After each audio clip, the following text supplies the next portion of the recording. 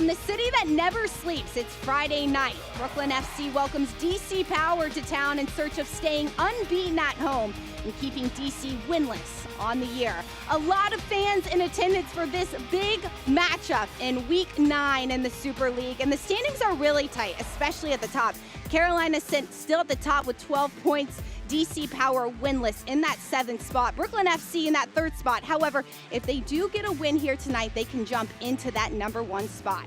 Alongside former Reading goalkeeper Jessica Charman, I'm Anna Whitty. Brooklyn has stayed undefeated at home, and they've really used the buzz of the city to get them opportunities to get points at home this season. This club is all about representing the city, representing where they're from, and they're reflecting that in the way that they're playing inside their home building. I love the fact they kept those 2 clean sheets overall, defensively so hard to break down. A big reflection of Brooklyn is their forward, Mackenzie George. She has a lot of freedom in the attack, loves to go 1v1. She's fluid, she's confident, she expresses herself on the pitch. I love this run forward, the little pass, but what I like even more is the fact she takes a gamble, she follows in, she reaps the reward with this tap in front of goal, 1 goal, 1 assist, and even better goal celebrations. DC Power, a side that likes to take opportunities as well. 78 shots, they lead the league. However, how can they convert those shots into goals? I think the issue is right now that they're panicking with those shots. They're taking opportunities, but they're not high-level strikes. They need to be more patient in that final third. Look for more connections, create higher-level chances. Then you're going to reap the opportunities by finishing them in the back of the net. DC Power with 3 goals on the season, and 2 of those goals come from their center back, Madison Wolfbauer. She's really holding down the fort. She helps when it comes to the build, but has been able to take 2 of those shots from the PK spot. Look, she showed composure from 12 yards out, and that's what you need from your veteran players. You need them to lead by example, stay calm, cool, collected. She's a great defender, an even better penalty kick taker, but she needs support from her forward-thinking players in the run of play. DC head coach Frederick Briant believes this is the time for DC Power, still in search of that first win on the season. Don't go anywhere. We have Brooklyn FC and DC Power in the first match of Week 9 in the Super League.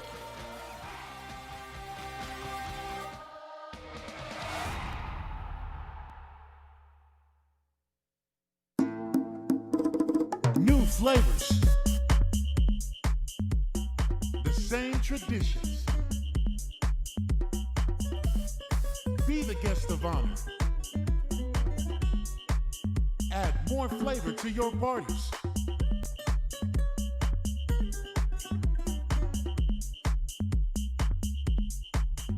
El Jimador, spiked bebidas. This is the beginning. This is a first practice, a first video session, a first pregame talk. This is a first ticket, a first scarf raise, a first kickoff. This is a tapestry of clubs and players and communities inspired by those who blazed the trail for women's sports, ready to inspire the next generation. We are the USL Super League. We're part of a movement, and this is our moment.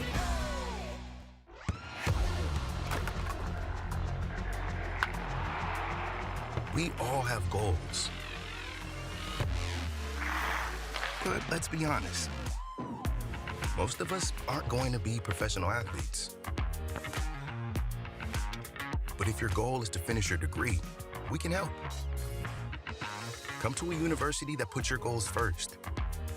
Bellevue University, your partner in finishing goals. The 2 most important days in your life are the day you are born and the day you find out why. Yeah, trick. I said what I said. I don't care. I paint the town red.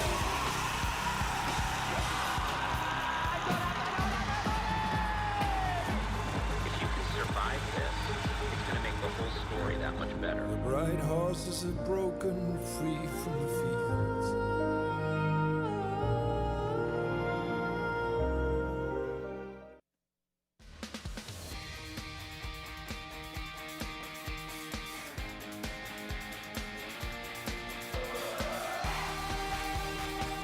Brooklyn FC, DC Power. We are moments away from first kick between the 2 sides here in Brooklyn, New York. Getting ready to kick off between these two sides. And Brooklyn's head coach, Jess Silva, has their team going out in a 4-3-3. Luana Garbias is getting her first start in the 9th. And when we talked to head coach Jessica Silva, she talked about what Garbias brings to the lineup, that Brazilian flair, that creativity, has experience with the youth Brazilian national teams as well. She's going to add some flavor in with Cox and George. Excited to see how the three of them can connect as a three-headed monster, if you would like to call it that. Garbias staying in that 9, that's Jess Garziano, dropping a little bit deeper into the midfield. For DC Powers head coach Frederic Briand, they're in a 4-5-1. It's goalkeeper Morgan Aquino getting her consistent start. However, she's only seen one clean sheet yet this season. It's been a tough pill to swallow for Aquino in goal. The Australian goalkeeper has A-League experience. She leads the entire USL Super League with 22 saves, the most in the leagues. What does that tell you? It tells you that the defense is giving up too many opportunities. She's going to need to be on her A game today with the prowess of Brooklyn's attacking 3. Morgan Aquino has started all 7 matches. This is her 8th match in a DC Power goal today. DC Power is led by their head coach, Frederic Briand, formerly the assistant coach for the Utah Royals during the 24 season. He was also the assistant coach with Loudoun United in the USL and DC United, where he formerly played as a player. Coach Briand said he's got a lot that he's trying to build with this team and is certainly trying to implement certain things at different times this season. Brooklyn FC is led by their head coach, Jessica Silva. This is her 4th game as the head coach for Brooklyn. Formerly coached FC Mets, has coached the Canadian women's youth national team from the U15 to the U20 level. Brooklyn FC in their pinstripe jerseys. Our head official for today's game is Irina Petranok. And we are underway from Rocco B. Camiso Stadium this Friday night in New York City. Brooklyn FC coming off of a match against Fort Lauderdale where Fort Lauderdale broke Brooklyn's undefeated streak. It was a really rainy game. It was downpouring. Coach Silva said we expected more of a drizzle, so they had to make some adjustments in game. Brooklyn not able to see a score in that match against Fort Lauderdale. But what I loved about her comments in that game is she was honest. She said, we just weren't good enough. She didn't want to blame the weather. She wanted to hold her players accountable. That's a great mentality for a victorious team when you're able to understand when you don't fulfill your opportunities. DC Power goes back to their goalkeeper. Aquino will clear it wide. Brooklyn FC, a team that has started this season with a lot of star power, a lot of fire, especially from their forwards. Balcom on the run on the left-hand side. Balcom inside. Stopped by Hill. Petranok says play on, and Hill will clear it out. Big early decision from the referee there. Wasn't enough contact behind to make such a big call as a penalty early on in the game for me. DC Power staying with some of the possession. DC Power sporting their brand new kits. Brooklyn playing with pink numbers. This is their breast cancer awareness game. High pressure from Brooklyn. A lot of time for Escort. She'll play it in behind. No foul called. Hill will stay with it. It'll be a throw-in for DC Power. It's a really good tackle in the end for Hill. Went to ground, had to get it right on the slide tackle, was able to poke it away from Bockham.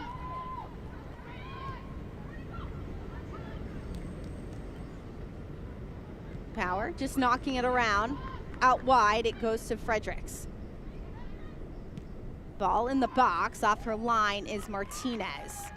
DC Power team hasn't seen a win yet this season. Most recently lost to Tampa Bay 3-0. It was a game where Briand said it was a really nice first half. They were able to play their style, just not able to find the back of the net. The second half really changed. The players were tired. They couldn't find their footing. And once one ball went in the back of the net for Tampa Bay, they just continued to come and the morale dropped. And that seems to be the Achilles heel of DC Power this season. They've had good glimpses, good moments. They haven't been able to put together the full, complete 90 minutes. If they're able to do that, that's when they're going to start picking up results. DC Power will win it on the far side. and it'll be a foul called against Mackenzie George. That's been the story for DC Power. They lead the league in shots with 78 shots. It's Jorian Balcom who's tied for the most shots in the league. They have an attack that can get the job done, but the most important part of the game just isn't there yet. It's about being clinical in front of goal, and you talked about that stat time and time again. It's clear they're creating opportunities. They're not having the composure to finish them. It's interesting when talking to head coach Briant, he talked about bringing even in a mental health advisor to help with the mentality, because sometimes it's a confidence issue. I'm hoping we can see that impact in the way that DC Power finishes today, that they're more composed and believe in themselves. With Power, a lot of pressure applied on her. DC able to break out of it. Sam Kroger 1v1 against Diorio. The mental health coach is a big aspect, especially for Jorian Balcom. She struggled with just not seeing the ball go in the back of the net throughout the season. And Briant said this has really changed for her. At this point of the season, she feels more confident, a little bit more relaxed in front of goal. And he's hoping that really changes the speed for her in these games. I think we're seeing it already in the way she's playing.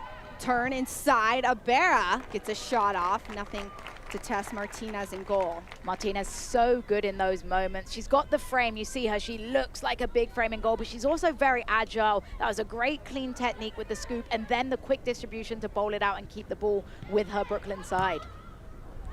Sydney Martinez, the starting goalkeeper. This is her 4th start on the season. It's the first club signing for Brooklyn. There's been a lot of changing in goal this season for Brooklyn between her and Purcell. Here comes Brooklyn. Ball played out wide. Diorio will get there first, and she'll clear it for a Brooklyn throw-in. Another really good tackle out the back, this time DC Powers. Diorio with the slide tackle inside the box. The defenses have shone over this first 5 minutes of play. Ball inside, that'll go straight out of bounds for a DC goal kick. Morgan Aquino, originally from Perth, Australia, just 22 years old, started her professional career in Perth as part of the U23 Australian national team. Hasn't found her footing yet much this season as well. 10 goals against. She's had a few really big games where she's had to step up for DC, but DC still struggling with the goal scoring and the conceding. And goalkeeping, such a unique position as well when it comes to maturing into the role. A lot of the times when you talk about goalkeepers peaking, they're about 30 years old with the maturity, the reps, the games, the mentality of a goalkeeper is very different. And I think at times when you watch Aquino play, you see a little bit of that naivety in moments, and it's been tough for her to be put into a back line that is conceding a lot of goals. She hasn't had much protection. She's still leading the league in saves, so she'll take solace in that statistic. Right. Not always the stat that you want to have as a goalkeeper or a team in general. Here comes Brooklyn. Swing the ball across their back line. Fluck over the top.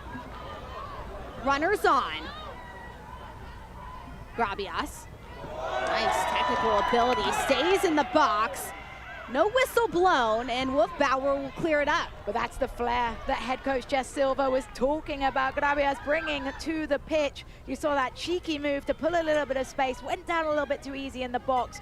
But Brooklyn have to find moments to get her in that number 9 role, executing in the box. Grabias, her first start in the season, has come off the bench in every single game. Silva loves her flair, loves how she adds a different look to this Brooklyn attack, and is doing it from the jump here tonight.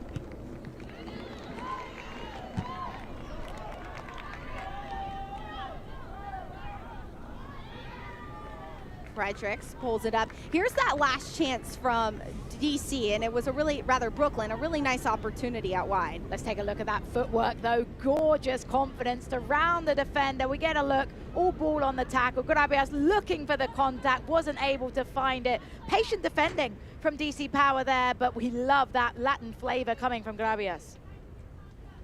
Luana Grabias, the Brazilian international, 23 years old, was traded from Fort Lauderdale at the beginning of the season, played her college career at Nova Southeastern.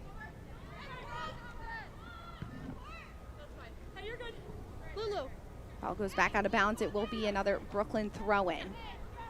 Brooklyn undefeated at home this season. Jess Silva coached the first match for Brooklyn at home this year. The match first against Dallas and then the win against Lexington. It's been very consistent. Coach Silva says the energy that New York really brings to this stadium, the buzz around New York has helped her team have energy in these matches. You called it the city that never sleeps, and it looks like the fans aren't going to sleep either. A great turnout, and I love the diversity of the fan base, bringing in fans young and old to support this club.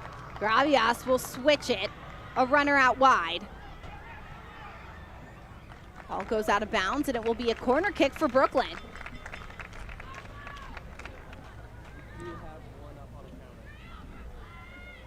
First corner kick of the game. Set piece is so important for Brooklyn, though, trying to create opportunities. They haven't had to build very much in the run of play. They'd like to make a statement with a good service here. In swinging ball, incoming from Jess Garziano. Let's see what she can do with this service.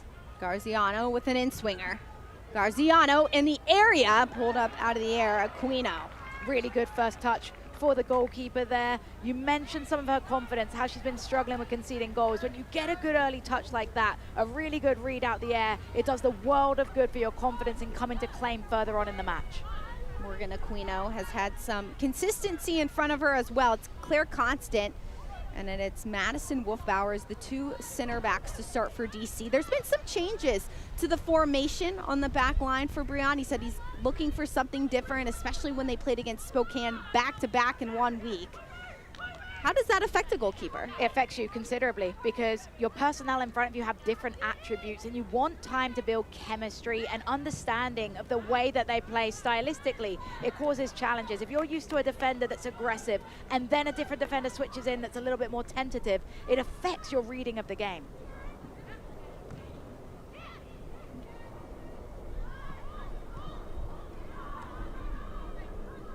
Brooklyn with some patience on their back line, goes back to Martinez.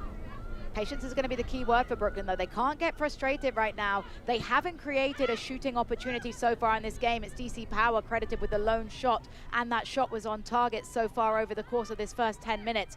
But for Brooklyn FC, they have to remain composed, don't get flustered, and make sure that you take ownership of the game on your home turf. Over the top, Martinez completely off her line. Clears that to midfield. Mackenzie George will pick it up. That is Sydney Martinez all day long. Her positioning will make your eyes pop out your head.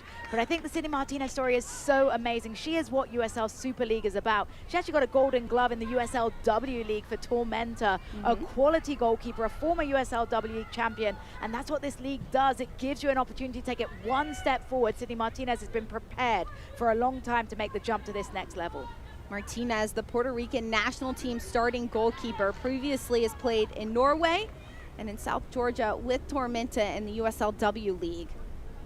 There's so many players that have come, that's from USL W League, overseas, playing in the NWSL, getting really consistent minutes, and that's what's helped elevate some of these players' games.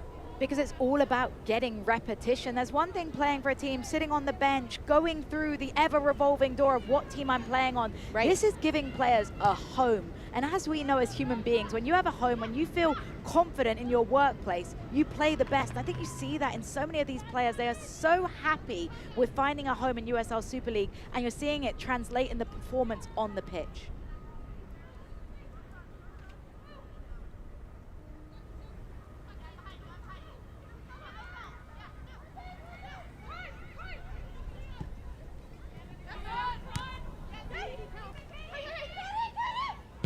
Over the top, DC. Martinez off her line again, will win it.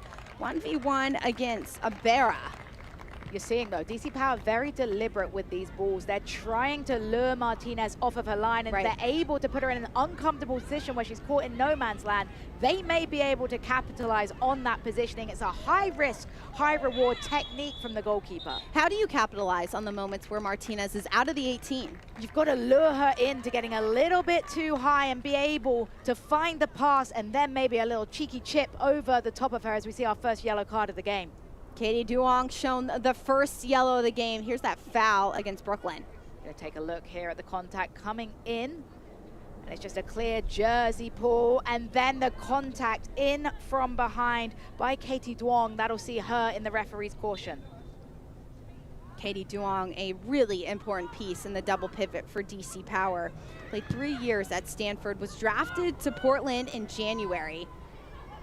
It's been a really consistent number who's really good on the ball, takes all of DC Power's set pieces. But that yellow card, a really dangerous one for Duong now. It changes how she has to play. You mentioned playing in that double pivot. You're called into defensive action. She's going to have to make decisions on that yellow. Nice turn by George. 2v1 out wide. Ball inside, cleared by Wolfbauer. Not only is Katie Duong having to be aware of those yellows, it's one of their young players, and Malia Martin got a double yellow in the match against Tampa Bay. Her first ever start, first ever professional appearance. So not tough. able to feature in this one.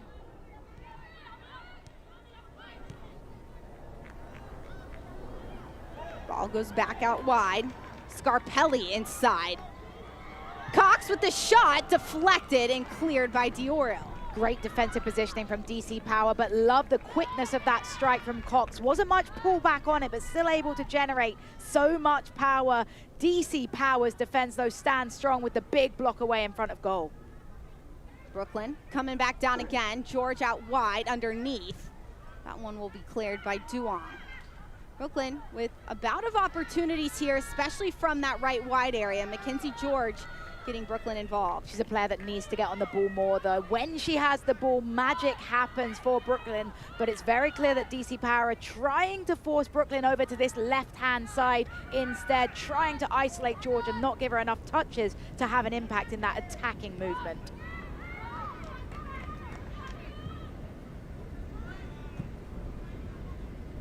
Scarpelli. Substitution comes in to this game. One of 3 changes for Brooklyn after their game against Fort Lauderdale. Kroger 1v1 against a Barrow. DC Power, they are winning the possession game. It is 52% has gone in favor of Power, being really patient on the ball here. Really impressed with their movement on the ball, their passing accuracy, the weight of the ball. It's really tidy possession, almost looks like a game of 5v2 out there. But they've got to translate this possession into goal scoring opportunities. We talk about it. Yep. Possession with a purpose. What is the purpose? And when you have a long ball like that that turns the ball back over, it's frustrating because all of that build up resulted in nothing. Briant said that the first part of the build-up was really good, but now this team needs to start scoring, and they really need just continuity on and off the ball.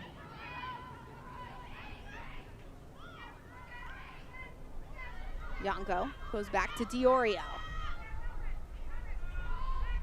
Both goalkeepers staying really high off their line. Aquino helping in the build-out for DC. We call it the modern goalkeeper, and just how important footwork is for the player in between the sticks now. It's not just about shot stopping. You have to be as technical as a center midfielder. Balcom in behind. Balcom 1v1 chips straight into the arms of Martinez. But almost exactly what we talked about, exploiting Martinez there. Just didn't get enough lift on the strike, Balcom. It's a great run forward. Martinez gets caught in no man's land, is trying to retreat to her line. If Balcom gets a little bit more air on that, that's the first goal of the game for DC Power. Jorian Balcom, in search of her second goal of the season, had DC Power's first ever goal. Balcom, that low 9, has been working really hard up top. Eventually, Briant brings in Loza Abera to be consistent with her being that number that she needs. Here's that chance from Balcom against Martinez. And it comes from a long, direct pass, splitting the defenders. You see Martinez retreating. It's straight into her hands. If Balcom's able to just have a little bit more lift on that strike, Sydney Martinez is rooted to the spot. Martinez has only conceded 1 goal this season.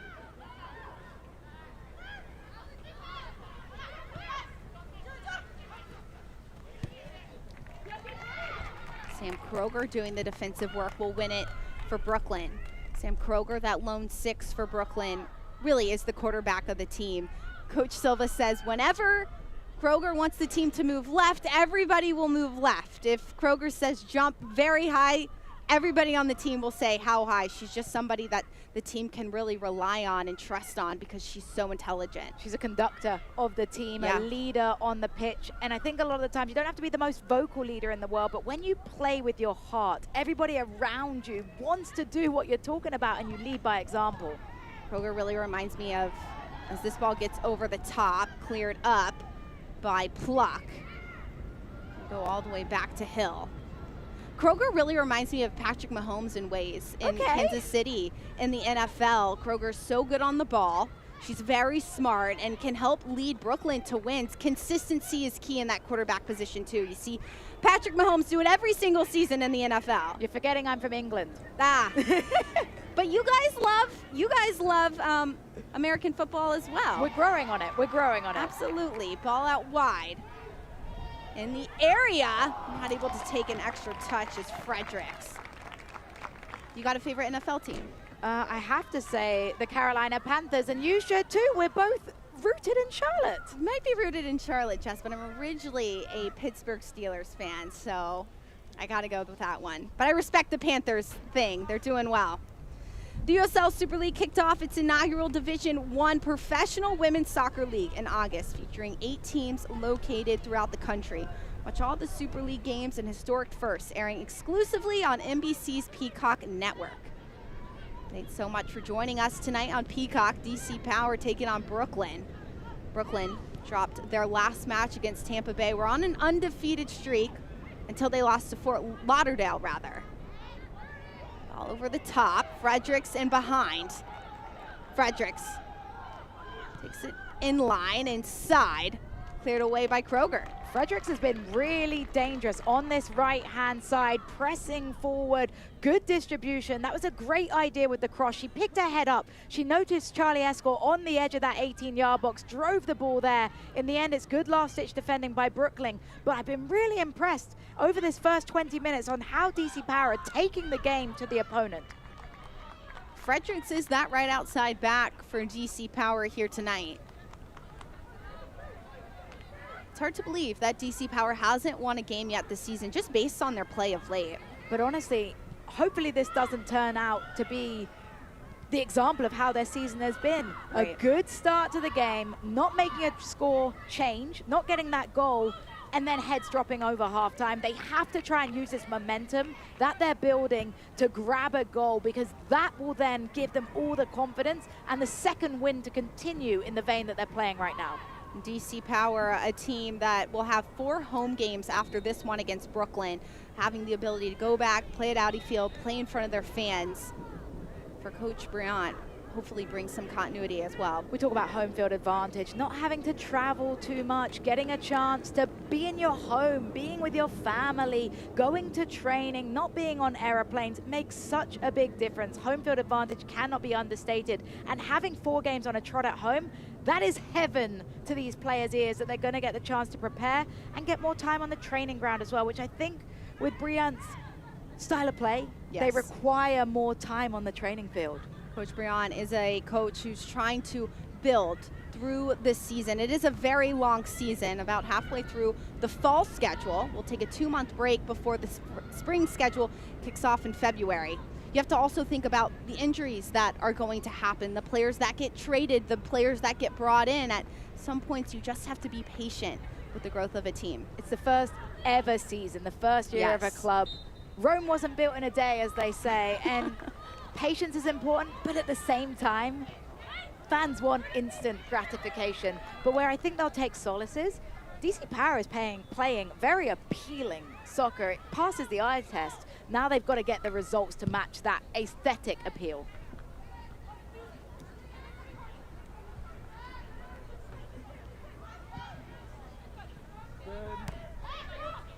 Balcom dropping off underneath. There'll be a foul called against Hill.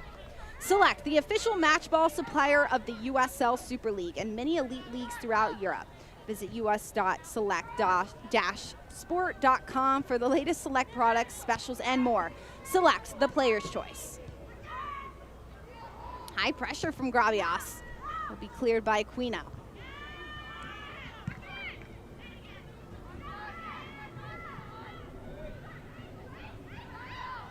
A lot of time in the midfield. Escort has space.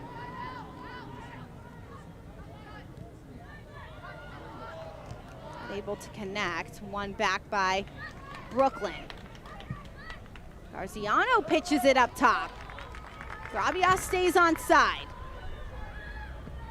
Brazilian will win it, and then the whistle will be blown dead by Petroli. Jess Garziano playing in a lot deeper of a role, typically in that 9 role, instead in the midfield with Brooklyn today. How does that change Brooklyn's attack? Yeah, I think it's going to be different because Garziano has very good service and distribution. You saw it with that look through there. Gravias is a little bit more flair, and that's not to say there isn't quality from Garziano, but I think Gravias has a little bit of that arrogance you need in a forward, and Garziano is going to be able to serve her in the balls that she's looking for. Well, inside, headed over, it'll be Cox 1v1 against Escort. Heavy touch from Brooklyn. It'll go out of bounds. Brooklyn's had a few of those, though. Lax touches, not being able to control possession. You have to wonder if perhaps they came into this one. I know Jess Silva said, we're not complacent, we're not overlooking the opponent, but it's hard not to know the schedule and the results of the team that you're playing. And you just wonder if a little bit's in the back of the subconscious right now, and Brooklyn haven't quite got up to the challenge from the very first whistle. That has to adjust soon.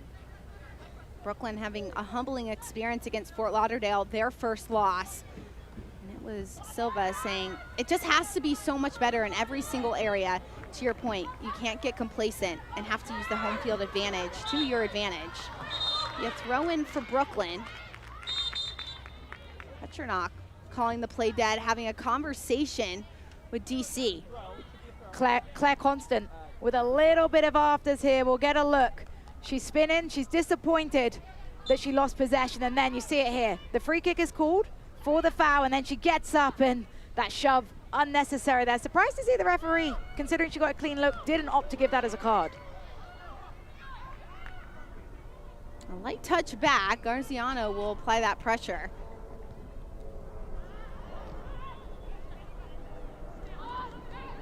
Sam Kroger, the lone 6, wins it back for Brooklyn. Kroger played her college ball at Rutgers, local to the area from West Milford, New Jersey. Graduated this past spring, previously with Morris Elite and USLW League. You talked earlier about Kroger and her role as a leader. You just see it with her body language, the hand gestures she makes. Everybody is looking at her, and she's setting the tempo for this Brooklyn side when they do have possession. Kroger, a big part of the build, and not just the build. Silva says she has a really nice relationship with Hill and Pantuzzo, really helps with the defensive effort for Brooklyn to only allow 2 goals this season. Such an important part of the 6. It's not just about your possessional play, it's about being a defensive midfielder, and she takes that role very seriously in the method of play. Brooklyn with a free kick. Short option to Kroger if need be.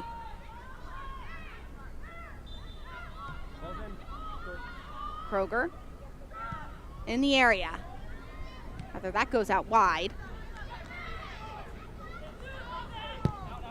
Another detail that just not there for Brooklyn. Again, another aired pass. This time Leah Scarpelli, the guilty party. You saw the frustration in herself as she looks at the turf. Just wasn't able to find that 10-yard pass. You don't say that about players like Leah Scarpelli very often.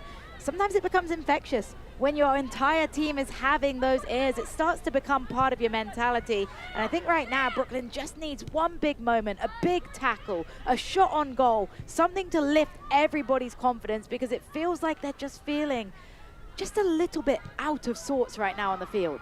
Brooklyn still in search for that first shot on target.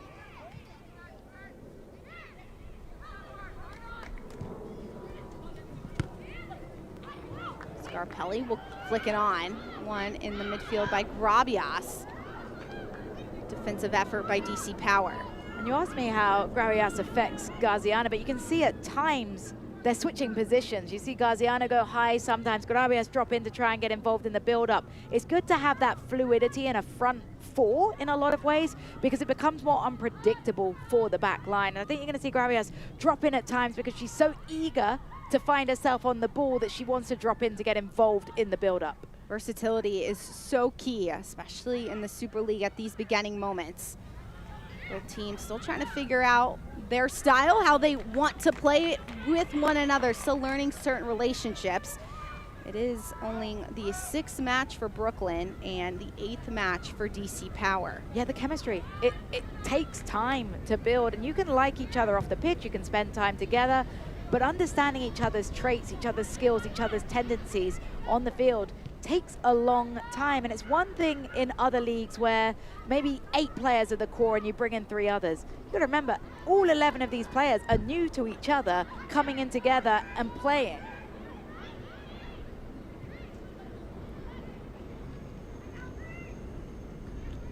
First season for the USL Super League. Right now, Carolina Sin are at the top of the table, but Brooklyn has the chance to take them over with 3 points here today. It'd be a statement for Brooklyn, who got off to a late start, had to sit down, watch, kind of be eating the fingernails, waiting for their moment to shine. They stood up great in their early test. You mentioned the 3-game win streak they went on, had the little blip in the road in their loss against Fort Lauderdale, and now in front of their home crowd, want to make a statement today to show that they're back in that form that saw them with 3 wins on the spin. Brooklyn started their season with their interim head coach, their goalkeeper coach, Kristen Sample, until Jess Silva came in and took over. Silva said she was a part of bringing in half of this roster, but still wasn't here in person. And the fact that Brooklyn was able to get results with their interim head coach just shows you what this team is all about, also off the field. And I got to watch that game against Spokane. I thought they did a really good job of identifying their DNA, fighting against a really tough team in Spokane. The long road trip as well. We've seen how teams have struggled with that as we get a glance at the table right there. I think Brooklyn will take really big encouraging signs that now they have Silva on the touchlines, that they can really grow in her style of play that she wants to see. Out of bounds, it will be a throw in. It's Cox still down on the ground, Fredericks as well. Petronok coming over to make sure both players are okay to continue to go. Battle all night on that left side. We'll take another look at where that contact came from in just a moment. Cox still looking a little worse for the wear as we take a glance. Just an awkward collision between the two there. Nothing untoward, nothing malicious, just a tangling of legs that ended up a little bit uncomfortable for both those 2 players involved. Nice move by Kroger. Puts Balcom on the back of her heels. Even the small movements from Kroger have helped this Brooklyn side so much. She's so elegant on the field. It just looks like she's gliding with these foot skills. And you mentioned it's just everything she does looks tidy. That is a really rare skill in a player. It's almost the role of the 6 at times. Do all the little simple things right. Do we call a 6 unappreciated at times? Ooh. Appreciated by me, Jess, I will say. My favorite position to watch. What about you? Yes, we can both stand the number 6, but I think at times it slides under the radar. It's not a sexy position. Totally. They're not going to get the stats, but they are such a key part of a successful team. Kroger, 1v1 in the area. Rather, that was Grabias. Luck will switch it.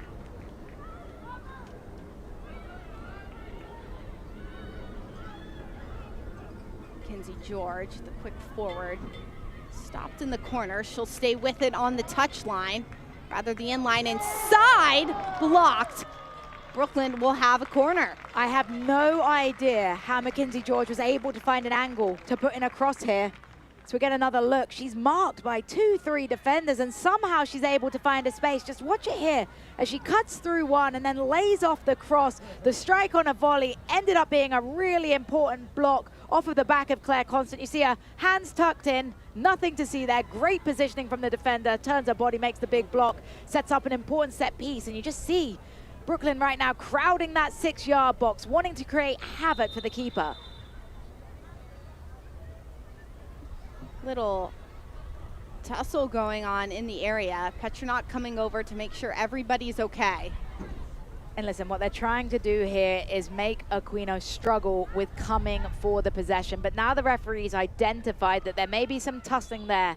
Oftentimes you'll see her blow the whistle for a foul right away off the entry of this play. Second corner, Grabias in the area, headed up. Scarpelli takes a shot, blocked, and it will be cleared up by Ibarra. Brooklyn FC asking the questions though. They feel like there was a handball in that box. Scarpelli stepping up out of her left back roll.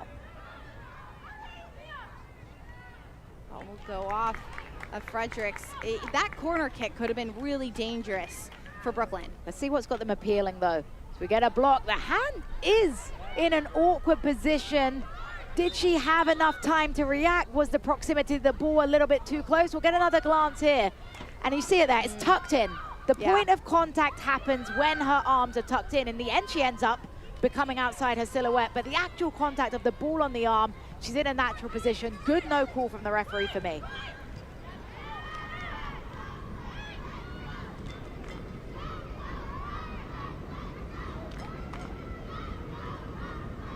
Switch by DC. George stays with it.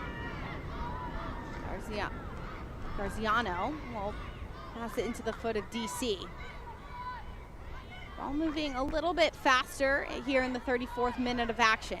And you're hearing the fans just grow with their momentum as well. They sense some good things happening for Brooklyn over the last 5-10 minutes of creating opportunities, having corners, urging the press forward. It's good to hear the energy of the crowd feeding in to Brooklyn's performance. Silva says this team is all about the identity of Brooklyn. Hardworking people, a hardworking soccer team that gets stuck in, but wants to bring the energy as well. Something that's so special about the Super League as well, right? 8 more areas of the country that are represented through the beautiful game. Brooklyn FC take that responsibility very seriously. Ball inside, direct. Martinez off her line, beats it to Balcom. It's interesting because I think Sydney Martinez has adjusted her starting positioning a little bit after that Balcom effort where she almost got caught in no man's land. There she started deeper at the edge of her 6, was able with those long legs to stride forward and make the sliding interception with the hands. But it's good to see the goalkeeper have that sense of realizing DC Power are trying to exploit my high positioning. I might need to be a little bit more conservative in my role. Second opportunity for Balcom in a 1v1 moment. DC Power has been looking for her all game long. Balcom is that forward that DC Power has. She is that number that few teams have that they can just go to and rely on. Here comes George again. George across, and that one goes straight out of bounds. It'll be a corner kick. Deflected off of the defender, out for the corner. Good confidence from George. I thought she was going to pick her head up and cross it in, and it catches Aquino off guard a little bit. You see her flying towards that near post. Thought it might sneak in the end. It sets up another corner, though. Last corner we saw for Brooklyn FC was a really encouraging delivery, created a lot of that mayhem inside the box. You see here, service very important coming in now. Grabias with the third corner. Grabias inside. Scarpelli steps up, puts it back in the area. Far post, Cox against Aquino, and it'll be cleared by DC. Aquino's going into no man's land, though. Was never going to come and claim that one. You saw her just mistimed the reading of the ball. Can't watch the match? Turn on Sirius XM FC 157. North America's only 24/7 source for engaging soccer talk. Shot from distance, that will go wide. Sirius XM includes live matches from the USL Super League. Visit uslsuperleague.com/SiriusXM to view the schedule. Feels like a good time right now, Anna, to say hello. Thank you to everyone that's listening to us on Sirius XM FC, right? That is correct. Josh Charman was on Sirius XM just a few hours ago, breaking down soccer all across the world.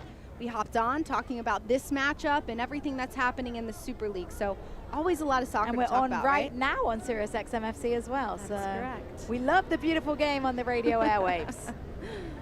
Thanks for tuning in wherever you are. Alongside Josh Charman, I'm Anna Whitty. DC Power Brooklyn at a 0-0 stalemate in the 37th minute of action.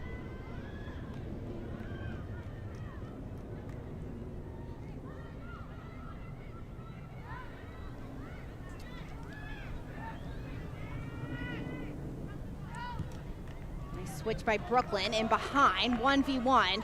Fredericks will get there first. It's good to see Fredericks on the defensive side of the ball. We praised her a lot for going forward there, called into her role as an actual defensive player, made a good challenge through.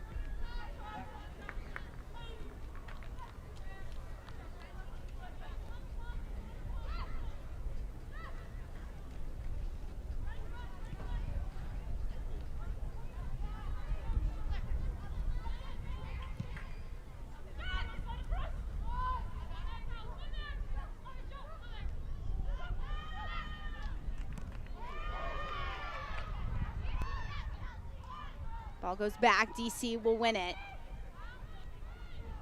Brooklyn sitting a little bit deeper. Ball goes back to Martinez just inside the 18. She'll pick it up.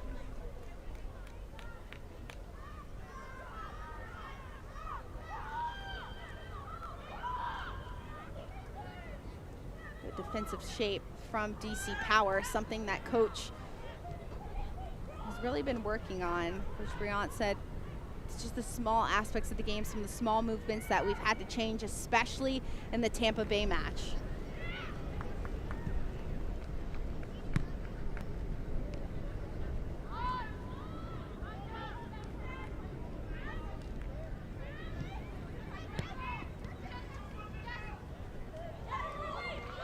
Escort will win it.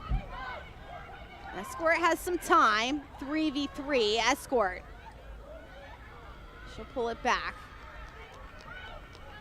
DC Power, no reason to rush. Now Brooklyn drops all their numbers. And that's where speed of transition is important, because Charlie Escort has an opportunity to break forward while Brooklyn's out of shape. Because they slow down the play, Brooklyn's able to get compact defensively and get bodies back behind the ball. DC Power still in search of a third goal on this season. It's been there right now. DC Power leads the league in shots. You look at the shots in this one. DC with 2 shots, 2 of those shots on target. They're continuing the shot taking, if anything. They're definitely growing though. The shots have been higher quality and they force saves out of the goalkeeper versus being those rushed efforts that we talked about in the pre-game show. DC Power looking for some calculated shots. Some shots that can really test Martinez. It's going to take something special to beat the goalkeeper in net. You talked about her prowess in the Puerto Rican national team, how she's prepped at USL W League. She's a great shot stopper. Inside, Escort to Balcom. Balcom with the shot, straight into Martinez. Wow, what a clearance by Brooklyn and an opportunity for Power. There's that shot stopping though. Had to be strong with that 2-hand away in the moment. Balcom with a quick recoil, a powerful strike.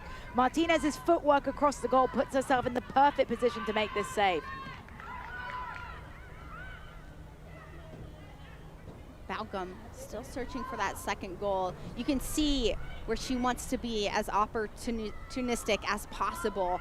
She's in that 6 area, looking to test Martinez more and more. She lurks on the back shoulder of the last defender. She's very disciplined in her positioning. She's patient, and that shows that she trusts her teammates that they're going to find service. It's interesting because we talked about Grabia. She likes to drop in because she doesn't necessarily trust the service. We'll get another look at this shot, though, just how close it was. The spin, it's a difficult technique on the volley. Sydney Martinez, right place, right time to make the save for Balcom. I think there she would just like to put it either side of the goalkeeper a little bit more, but didn't have much time to really think about the service she was going to put in. Sydney Martinez, Puerto Rican national team starting goalkeeper, still looking for a clean sheet in this one. This is her 4th start, and really it is a big competition when it comes to the goalkeeper group this season in Brooklyn. Not only is Martinez getting opportunities, but it's also Nico Purcell, who had a phenomenal game against Fort Lauderdale. After reading the comments from Jess Silva about Purcell and how she kept them in the game, I was actually surprised to see Martinez back into the lineup, but it shows you she's basing it on how they're training, and having such a strong goalkeeper union with competitive keepers keeps both of them on their toes with the level they have to compete at. Having 2 strong goalkeepers that can start and goal will certainly help you as the season goes on. It's going to boost the competition. It's going to boost that level of reliance as well. If you get an injury, you've got a goalkeeper that has minutes. They're not being thrown into the lion's den without preparation. Purcell, Martinez, the 2 starting goalkeepers this season for Brooklyn. They are being coached by the former interim head coach Kristen Sample. Really nice goalkeeper group in Brooklyn. Grabias picks it up. Grabias inside Fredericks. Fiorio will eventually clear it. Brooklyn trying to keep themselves pinned in. Grabias is not your atypical number 9, though. You saw her there getting in possession on the right-hand flank. She is fluid in where she's going to pop up all along this front line. She's been given a lot of freedom with her positioning. George dribbling across. The deflection will go off Diorio. It's another corner kick, though, for Brooklyn. They have had a whole host of corners. This marks number 5 from that corner delivery. They haven't created enough yet. Brooklyn has had a lot of set pieces in this one. This is where things need to start converting. Instead of Gravias taking it, Garziano will take it this time. Clearly deciding to switch things up, and they want to go with the in-swinger in this moment. I think they're isolating the goalkeeper. They've seen her come for a couple of aerial balls where she hasn't been convincing. Put it in on top of her. Garziano in the area. Over top of everyone, Kroger underneath across. Kroger, shot, Cox finishes almost. That goes wide of goal. Wow. How about that build from Brooklyn off the set piece? Beautiful ball back into the area from Kroger. We'll get another look at just how close Cox comes on that back post area. There's really good decision. Spinning that into the back post, and the angle is tough for Cox. You see it at that back post. Gets a bit of a knee on it. Wasn't able to make clear contact. You see head in hand. She's so disappointed in herself. But give her the benefit of the doubt. It came at her fast. Isabel Cox still searching for her 3rd goal on the season. It might be coming for Brooklyn. Block inside of George. George with the shot, sails over the crossbar. Brooklyn heating up right before the halftime break. I think it's a combination between them finding their stride and DC Power's fatigue starting to slip in. George, physical, strong, all of those attributes, and then tries to go for that top corner. Just gets a little underneath it, doesn't miss by much. Mackenzie George, a goal on the season. She was 2018 Big West Freshman of the Year. A forward who can do so many different things. Here comes Martinez off her line.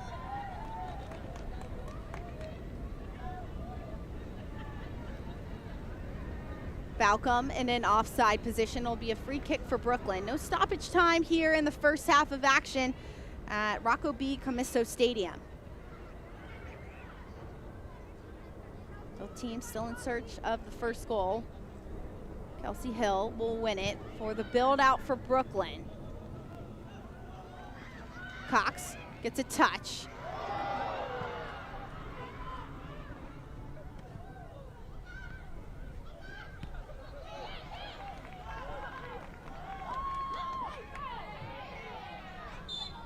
Ball goes out of bounds, and that will be the first 45 minutes of action between Brooklyn and DC. Martinez has done excellent work in goal, but however, so has Aquino to keep Brooklyn and DC off the score sheet. We talked about it being an evening where the defenses would have to shine, and both goalkeepers have also been pivotal in the performance, keeping it in a clean sheet position. I think Brooklyn FC will be disappointed with the slow start, but you have to give a lot of credit to DC Power and the bravery. They came out in this first half going toe-to-toe.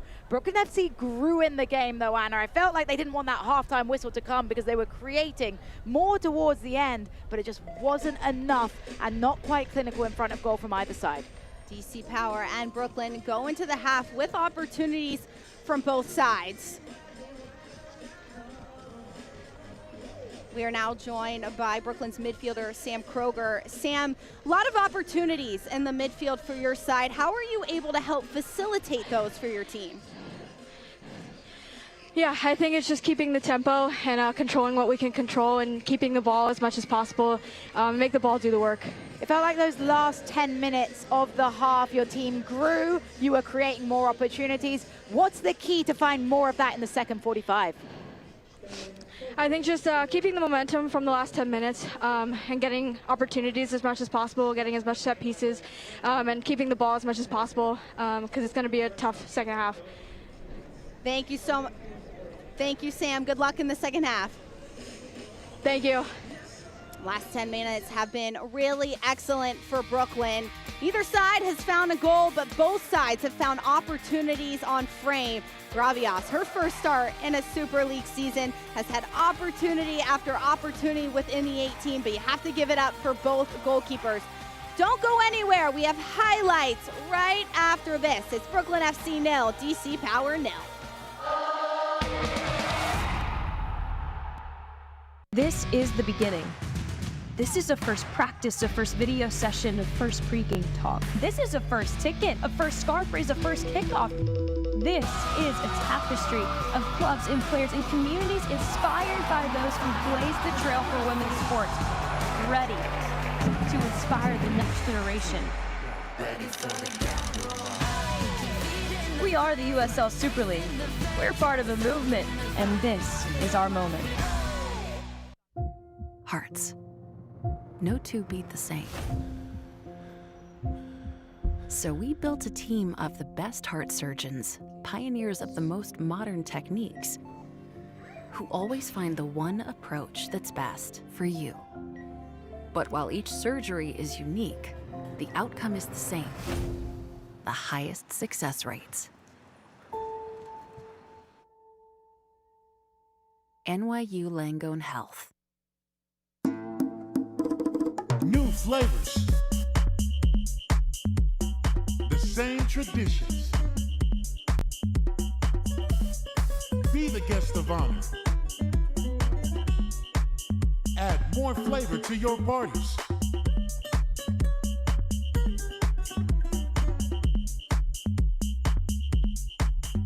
El Jimador.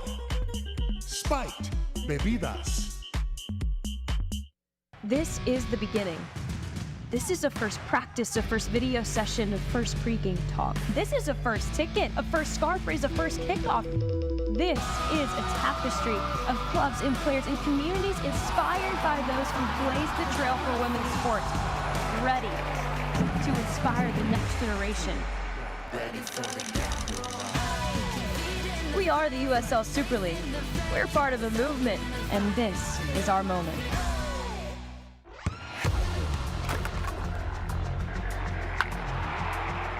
We all have goals. But let's be honest, most of us aren't going to be professional athletes. But if your goal is to finish your degree, we can help. Come to a university that puts your goals first. Bellevue University, your partner in finishing goals. The two most important days in your life are the day you are born and the day you find out why. Yeah, trick. I said what I said. I don't care. I paint the town red.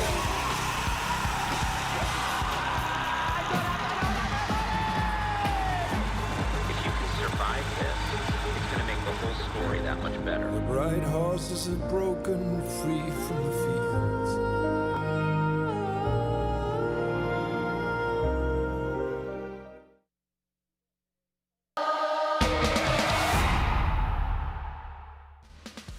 Halftime at Rocco B. Comiso Stadium. Brooklyn FC 0, DC Power 0. It's a stalemate at half. A lot of opportunities from both sides. However, not one in the back of the net, but a lot is happening in the Super League right now. There's a lot to discuss. 3-match win streak for Fort Lauderdale United. They beat Brooklyn last week after a goal from the first half sub in Reese Klein. Lexington SC finally picks up their second point after a tie against the Ascent. And the fantastic Flow, Tampa Bay Sun Cecile Flo Nielsen netted a brace in the nation's capital, putting an exclamation point on the team's 3-0 victory against DC Power last week. Upcoming schedule, it is going to be Spokane taking on Lexington. It's a postponed Tampa Bay against Fort Lauderdale United match. We hope that everybody who was in the path of Hurricane Milton is okay and safe. But then it's Brooklyn FC taking on Carolina Ascent in a Tuesday match, DC Power, Dallas Trinity in a Wednesday match. What are you excited for the most against the Lexington Spokane one? I think it's going to be such a unique game. Spokane has been so close at so many games, but they haven't been able to take control in their home stadium enough. Their ambitions, but Lexington as well, looking for that first victory. They feel confident in it. Reminder, Brooklyn, DC Power, quick turnarounds with those midweek games. Wonder how that impacts substitutes in this second half. Brooklyn FC has a lot of matches coming up in the next week, but they still have to finish out this one. Brooklyn FC 0, DC Power 0. We have more right after this break. Don't go anywhere. It's highlights from the first half of action.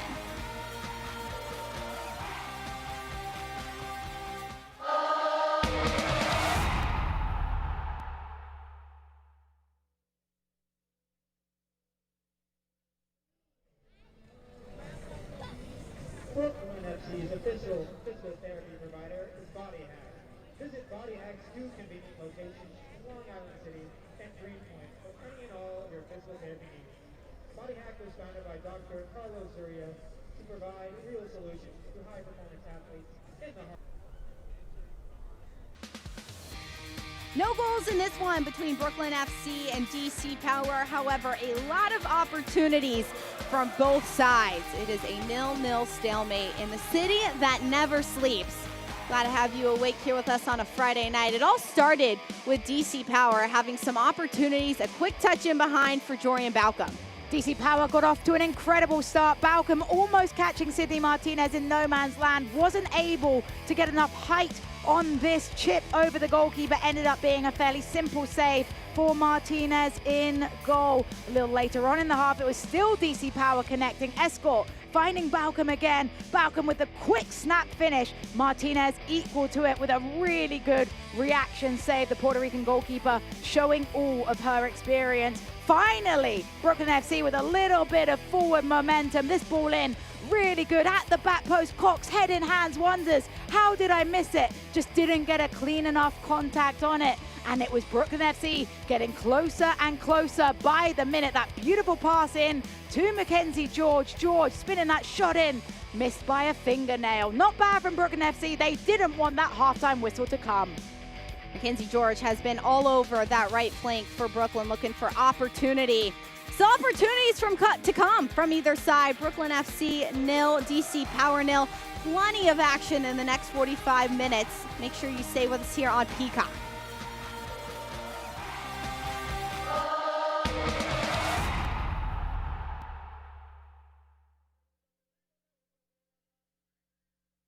No pun intended, bring it into the second half, because that is something DC has struggled with, is that continuity from half to half. And I'm hoping what they're instilling is the belief. They've worked so hard to get here, but unfortunately the ruthless business that is soccer means that it's for nothing if they're not able to generate that effort, that work rate, that energy into at least a point against Brooklyn FC. For Brooklyn FC, it has to be better. I have no doubt Jess Silva was discussing how important it was that her side bring the energy at home in this second half.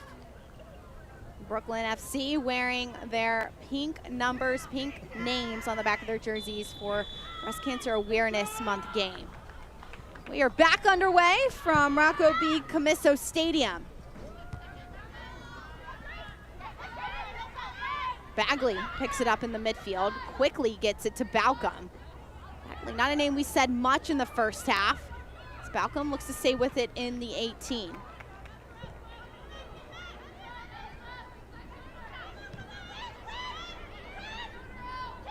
Mackenzie George, lightning speed with a really nice ball this time over to Grabias. Grabias in the corner, inside, picked up by Aquino. But the issue you have is when Grabias goes wide to that flank, nobody's filling her number 9 role. She put in a really good service there, but when her teammates see her occupy the flank, someone has to make that run earlier into the box. In the end, Cox comes close, but if she takes that gamble and has the awareness a little quicker, then she's getting a tap in front of goal. Something you don't see too often from Brooklyn, because there is a lot of fluidity up top for that Brooklyn side. So many numbers can play in different roles. That's something that Coach Silva really prides her attack on, is the fact that every player can play every role, but she wants them to have the freedom. And that freedom makes it so difficult to them defenders, because they're never able to get used to defending one style of play. One minute they can be marking a player that's really good at take-ons. The next they're marking a player that's really good at connectivity. It makes life as a defender very uncomfortable when you don't get used to the opponent that you're facing.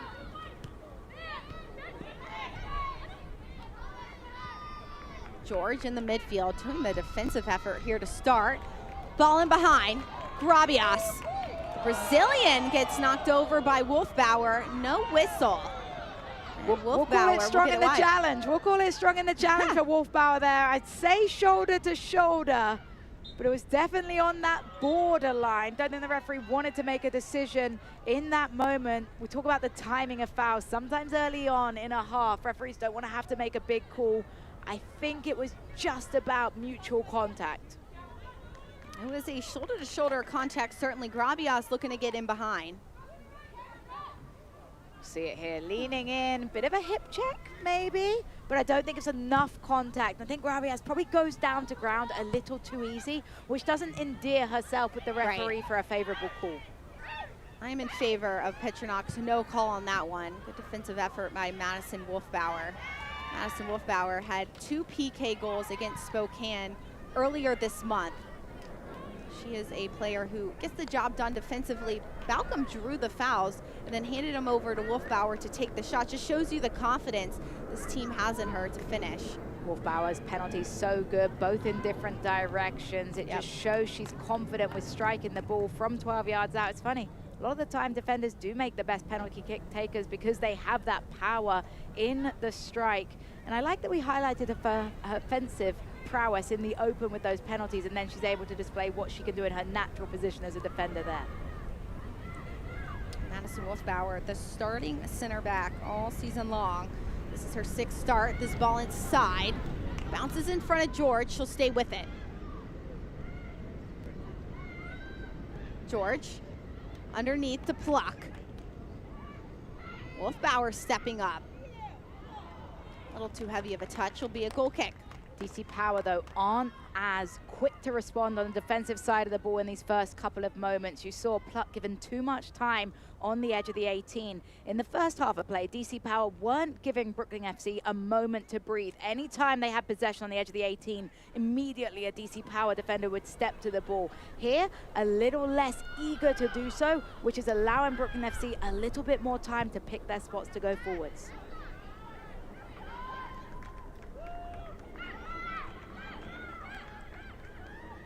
You can hear everyone saying stop from that DC side.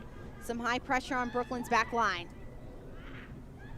DC will win it off of Fredericks.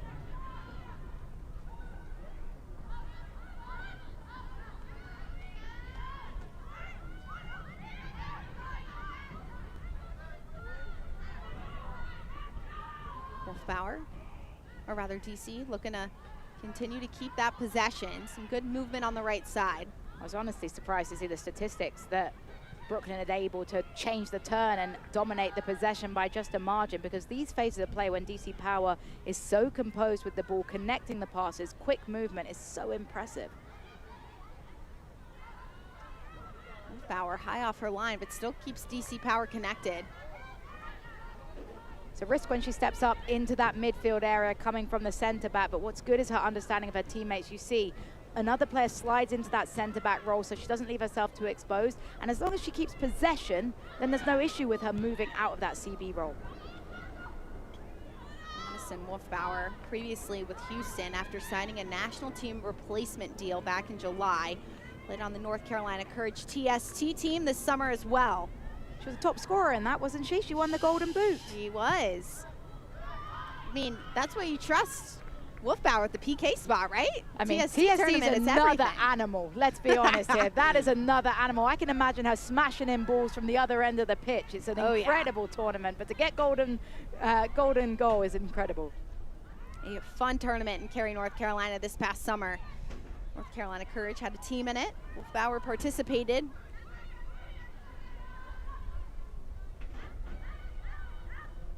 DC will stay with this possession. You can see that direction. Challenged by Claire Constant.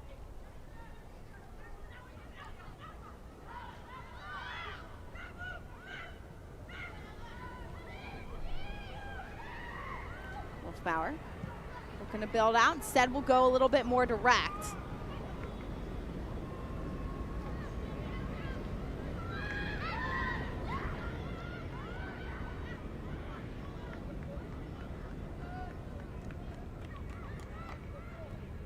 Brooklyn in behind. Constant will win it. Claire Constant previously played her first professional season in Portugal. Played at UVA for 4 years, appeared in 108 games. Constant shows all of that experience that she has, so that was another good tackle. She's put in 3 or 4 really important slide challenges in this game.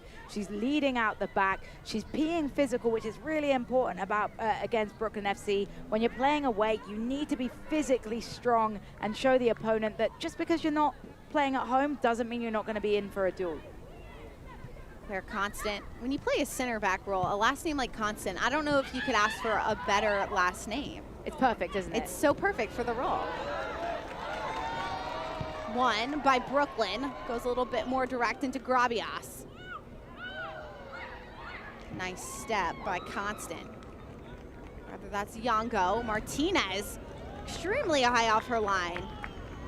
It's a little dangerous. If you're the defensive line for Brooklyn, do you like that?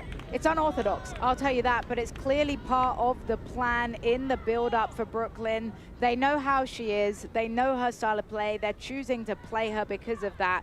She offers an outlet. It's part of the modern game to see aggressive goalkeeping. So far, she hasn't been punished for it. So I think you're seeing her be encouraged to do it. But I will say it sets up for some very nerve-wracking hearts and mouths moments. We've already seen that twice in today's game. Martinez at times has been out of her 18, pulling down the ball with her body. It's great for us, enjoying a very unique approach to the goalkeeping. She's not just outside her 18, position. she's almost on the halfway line, and I'm not even exaggerating. I mean, for me, I'd be having a nosebleed in goal if I was playing like that, but some goalkeepers are just made differently. I'd be having a panic attack as your defender, but I love it. I love the attack by Martinez. This ball in behind, Martinez off her line. That time she had a slightly more defensive starting position, but she's still so quick with that first step off of her line. She comes out big, gets the kick save on. But again, you're seeing where sometimes that starting position gets a little inconsistent and can cause some trouble. DC Power, though, with another good look forwards. DC Power stay with the ball. They've had the possession for roughly the first 10 minutes of action in the second half. Graziano's had enough of the DC possession. She'll step up.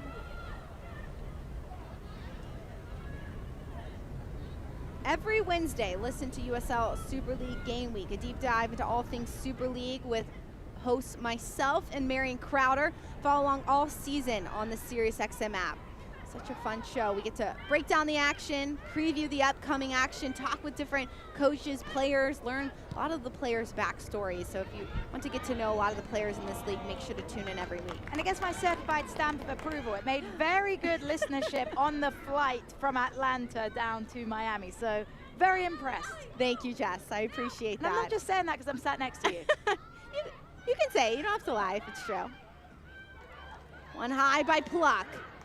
Pluck with the shot from distance. Nothing really on that. Aquino will pick it up. But that makes Brooklyn FC's first shot on target. That is the first save that Aquino has been credited for per our stat line. To take 55 minutes, that is not very characteristic of Brooklyn FC, who has been very good at generating shooting opportunities. Brooklyn FC has been on their heels a lot. Shoving behind from Kelsey Hill. It'll be a free kick for DC. A foul out of frustration on the halfway line. Not in a dangerous area, but it is another opportunity for DC Power to try and launch a ball forward. You see Buckham, she's a great target to have high up the pitch. Her hold-up play with her back to goal is really good in moments. And I think right now you're seeing a very frustrated Brooklyn FC side in their home stadium, disappointed with the way this first near hour has gone. Brooklyn FC able to create the attack that we typically see from them.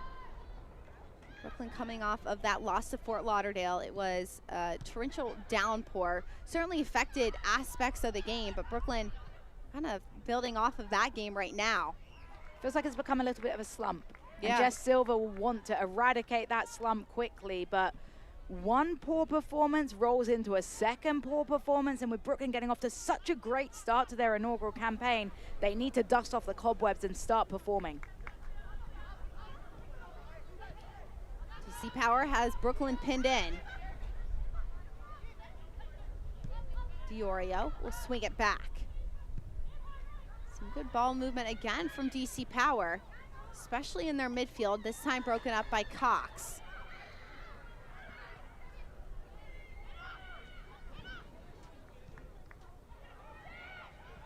Bagley will win it high, and a Bagley out wide.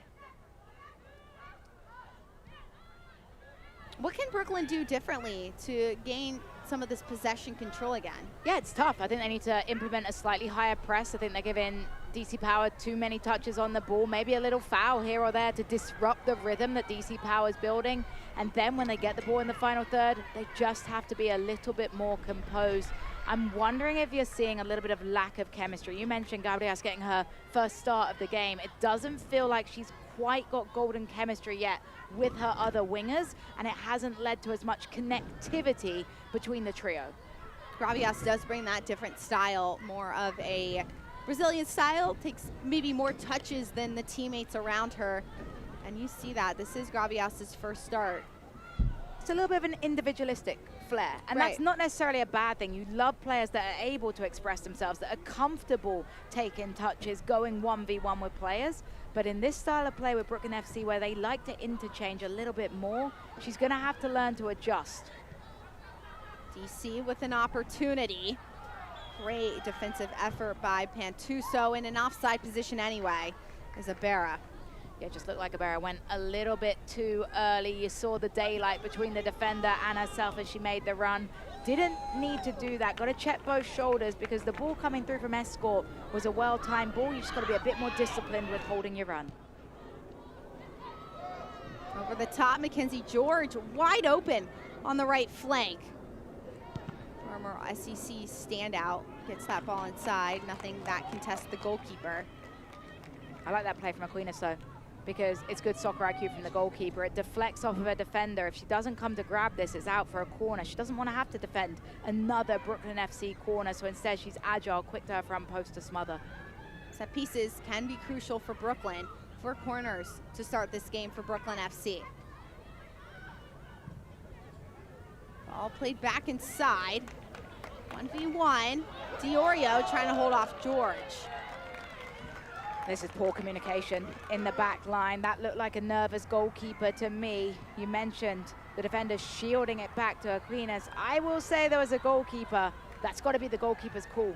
If the goalkeeper's not saying, I'm coming for it, defender's just got to go clear it away. To make that decision when your goalkeeper's backing off is really risky business. And George was pressing high, almost got a touch on it. You see Silva having some words with her team. 60th minute of action. Brooklyn with only 1 shot on target in this match. Not the team that Silva has come in and coached early on this season. This is Silva's 4th match. I think she's going to be frustrated with the way that her side has played, honestly, particularly with her brute honestness. We talked about in her press conference how she said it just wasn't good enough. I think she'll be echoing those words right now across the first hour of play. George isolated wide again. Aquino will take it in. No runners from Brooklyn. Morgan Aquino looking for her 2nd clean sheet of the season. Her first one was against Tampa Bay, the first time DC played against them.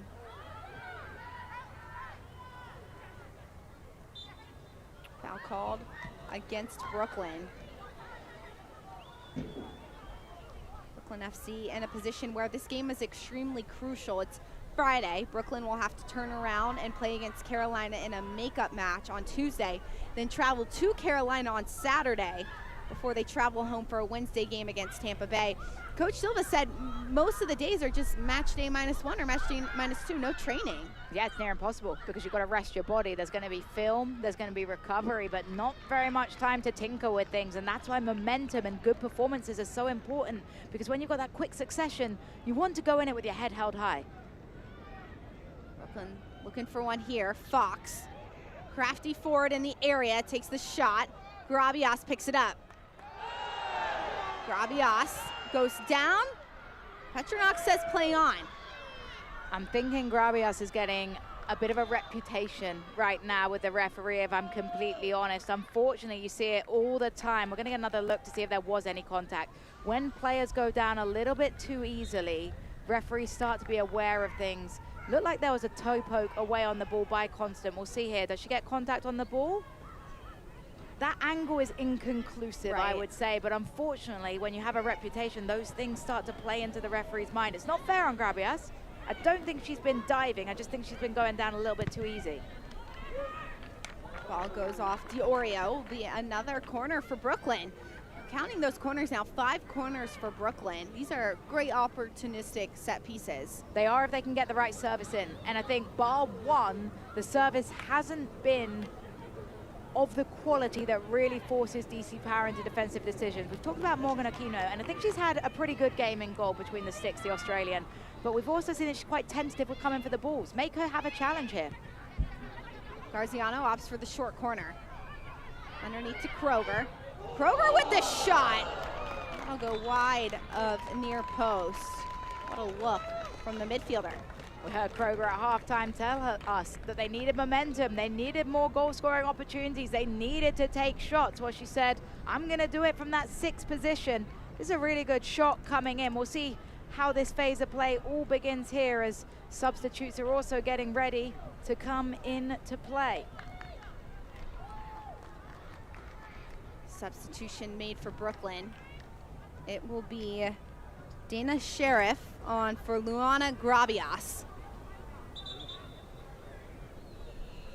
I think we also saw Garziano coming off the pitch as well. Garziano will come off and Hope Breslin will come on. Big move to take out Garziano. Don't think we saw enough of the star forward today. It was a tough night for her, playing perhaps out of her natural position in a deeper role on the field. It would be one thing if she was able to get touches on the ball, but it felt like the midfield didn't play through her and give her that opportunity. So an experiment in the forward line with Gabrias playing forward in her first start, Garziano playing underneath her. I'm not quite sure if that is something Jess Silva will be repeating in a hurry. Silva puts on Sheriff, who's only played in 1 match so far this season. Previously played in Iceland, Ireland, and Switzerland this season.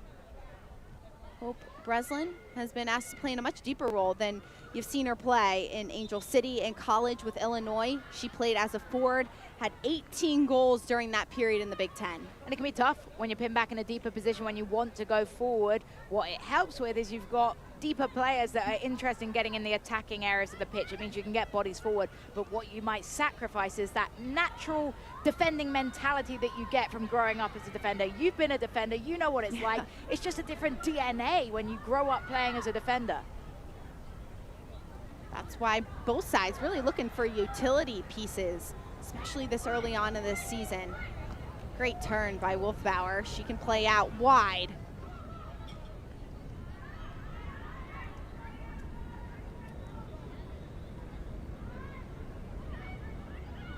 No sense of urgency from DC out of their own back half. George shutting down the space. How about Mackenzie George, her effort on the offensive side and defensive side all night long? Yeah, she's a box-to-box, edge-to-edge player. She gets involved with a lot of physicality defensively. She creates going forward. She was a player that we singled out 10 minutes into this game saying she's got to get on the ball more. Brooklyn have to find ways to find her because she makes good things happen. Unfortunately, she's still limited in the amount of touches she's been able to have. When she's had touches, they've been great, but they've been few and far in between. Mackenzie George really isolating herself. Good, the 1v1 moments. You see the crosses. No one's there to connect for Brooklyn. It's interesting because when you look at the stats, I guess they didn't count one of those shots on target for Brooklyn per our statistician. 11 shots right now, 0 on target. Jess Silva's going to be really concerned about that stat line because what it's telling you is you're getting into attacking areas. Perhaps it's a compliment to DC Power and their defensive structure that they're forcing you to take shots that are lower XG, but you still had a cumulative 0.7x8 XG, and not one of those has tested the goalkeeper. Brooklyn coming off a match against Fort Lauderdale where they had 13 shots, only 2 shots on target. Similar story. The clinical finishing is starting to become part of the DNA in recent games. I have a feeling there might be, and I know you mentioned T-1, some shooting practice in drills. Ball goes all the way back to Aquino. Some pressure, and Aquino will pick it up. This is only match day 6 for Brooklyn. However, how concerned are you when you're not starting to see the goals after the second match? Yeah, I think it's a tough one, really. You don't want to ring the emergency bell too early. Obviously, we've talked about the fact you've got 11 new players on a pitch together who've only played 6-7 times together. That's not very long to grow in chemistry. But at the same time, I think the bigger concern, not necessarily that they're not scoring, it's that they're not creating chances that test the goalkeeper. That's where I would be more alarmed because they're getting opportunities. They're not just composed enough in front of goal. On the flip side, DC Power, 3 shots created, all 3 of them on target. That will be encouraging for their side, that at least they're putting Martinez in positions where she has to make saves in goal. Brooklyn with 43 final third entries, DC with 37. 20 touches in the 18-yard box as well for Brooklyn. To have 20 touches, 18 yards from goal, and not be able to force a save out the goalkeeper is quite alarming. Right. Brooklyn now with a little bit of possession of their own. They'll switch it across their own back line. You see the outside backs getting a lot higher for Brooklyn as Kroger drops off. George putting in that effort. High step from Pickard. Will be a blown whistle, and Diorio still down on the ground, just grabbing that right leg. And from first glance, it looked like a knocking of the knees as the press comes in. We'll take another look at the contact. I mean, she gets the ball, the follow through. Doesn't matter if you make contact on the ball, if you are reckless in the challenge, and perhaps the momentum there is a little bit reckless, which is why the referee's blown the whistle. But that contact of knee on knee, I'm sure you've had plenty of those in your playing time, really painful and offers that discomfort where you're just worried about getting up onto your feet and you hope Diorio's okay. Substitution being made for DC as Diorio still down on the ground, getting some attention to that right leg.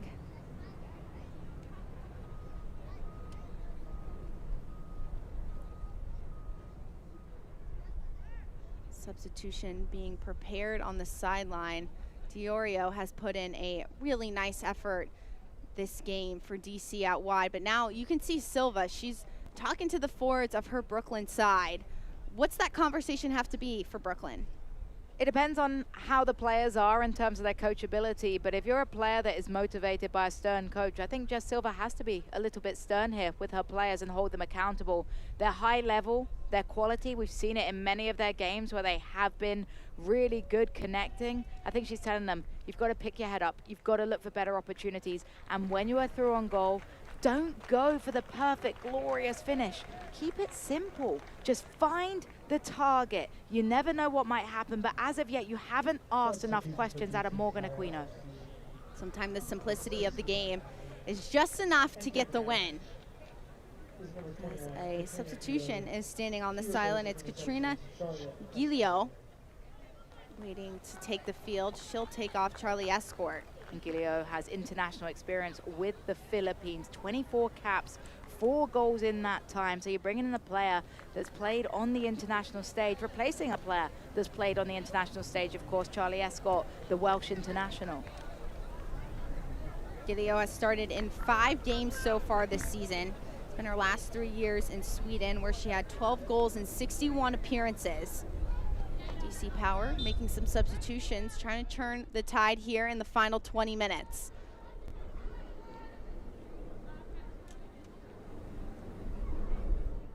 The inaugural USL Super League season has officially begun. Visit USLSuperLeague.com for all the latest information, analysis, and insight into all things Super League.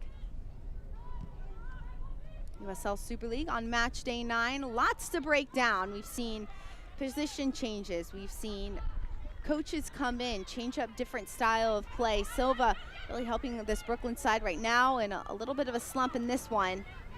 There is plenty to talk about. Also just the growth of soccer in these specific communities. Feels like it's the right time to want to be involved with women's soccer, the growth of the game, the communities. It's amazing to be a small part of it, and everyone you talk to about their involvement in USL Super League is so proud of the fact that they are a part of this movement, of this moment of growing the beautiful game in America.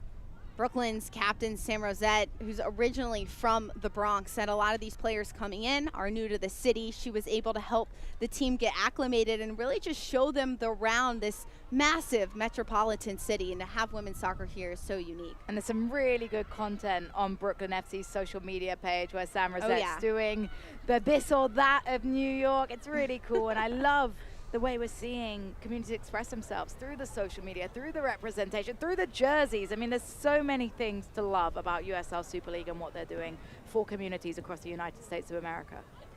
Pinstripe jerseys on Brooklyn tonight. Just another ode to New York. The Yankees in Major League Baseball wear pinstripe jerseys as well. Big baseball fan, Jess. I've been to a Braves game. Okay, you have to do that in Atlanta. Absolutely. I like the food. The food is good. It's hard to get used to the length of the games. I love a good 90-minute soccer game. I know how long I'm committing for. That's fair. What's your favorite meal at a baseball You got to go stadium? with a hot dog. It's always about a hot dog. Yeah. Ketchup, mustard? Ketchup, no mustard. Maybe a few little onions on top. Okay, I Keep can it get behind simple. that.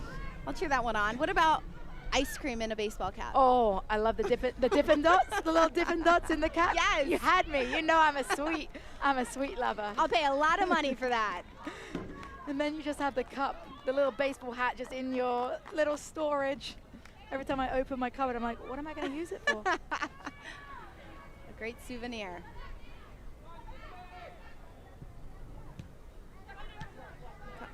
Couple substitutions for Brooklyn on the sideline, waiting to come in. DC Power, stay with that possession.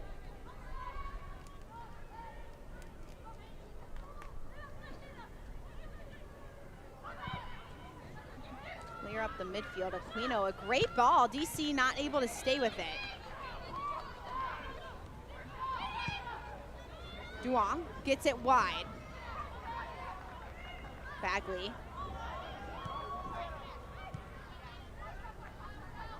Goes all the way back to Diorio. Previously played for Pumas and Liga MX. Yeah, Brooklyn throw-in. Substitutions being made for Brooklyn right now.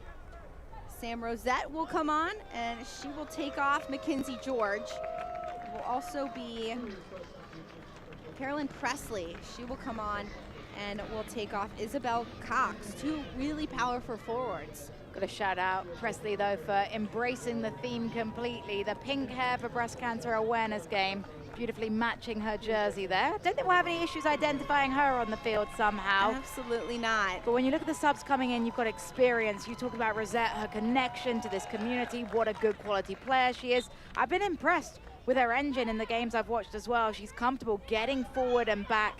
And I think that's why you've made the subs, because the likes of George and Cox, who have had to get up and down constantly, are getting a little bit fatigued. The level for Brooklyn is dropping in terms of those attacking entries for the fullbacks. Two defensive substitutions being made for two forwards. If you're Silva, are you trying to keep this a 0-0 score, or are you trying to inch one and get another goal? I think you're trying to find the balance. You've noticed that DC Power are getting opportunities, but you're also seeing your fatigue in your front line. And I do think, even though Rosette's a defensive player, she can contribute really well on the attacking side of the ball. And we're seeing her play really high right now, honestly, almost as an attacking winger in this moment. Foul called against Brooklyn. Wolfbauer down on the ground, grimacing in some pain. The other thing that Rosette brings to the table is that leadership, that experience, and perhaps she's being brought on for an extra level of accountability. Jess Silva on the sidelines can only do so much shouting. She can only do so much motivation. Sometimes you need big characters, the charisma in your dressing room to get on the pitch and hold your players accountable. Wolfbauer back up on her 2 feet. Center back, you can't stand to lose in this one if you are a DC fan. 76th minute of action alongside Jess Charman. I'm Anna Whitty. Exciting one here at Rocco B. Camiso Stadium in New York City.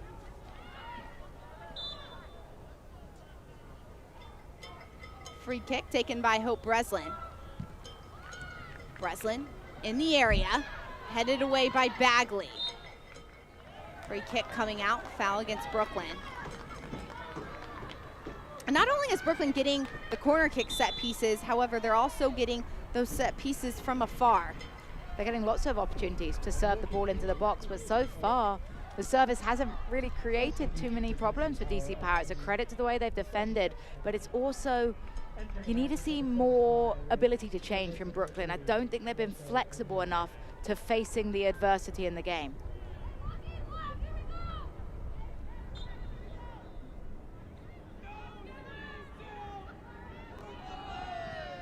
Substitution made. Mariah Lee will come on for Loza Abera. Mariah Lee, her 8th appearance on the year, starting 4 matches for DC Power, played at Stanford. She is a speedy midfielder / forward, recently with Adelaide for 1 season in Australia. Had 2 goals in that time in Australia and 14 appearances. So another player that's prepped in Australia. It's so cool to see American players getting an opportunity to come home. And there's nothing wrong with the experience. It's very cool to travel the world, to go overseas. Yeah. But Australia is really far from home. And I think it's special to see these players get an opportunity to come back closer to home, where their families are, because there's nothing like playing at home in front of your family members. Super League providing the opportunities for the Americans to travel home. However, you also look some of the internationals coming over to play. Loza Abera from Ethiopia, the Ethiopian national team captain. Even players like Grabias, the Brazilian, coming and staying in the States to play. Ball inside by Duong. Constant on the far post.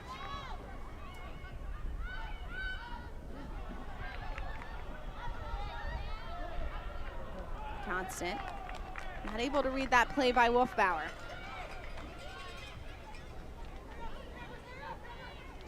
Stay up to date with the USL Super League. Sign up for the Super League newsletter. Get news about your favorite team and stories from around the league delivered directly to your inbox weekly. Sign up at uslsuperleague.com/newsletter.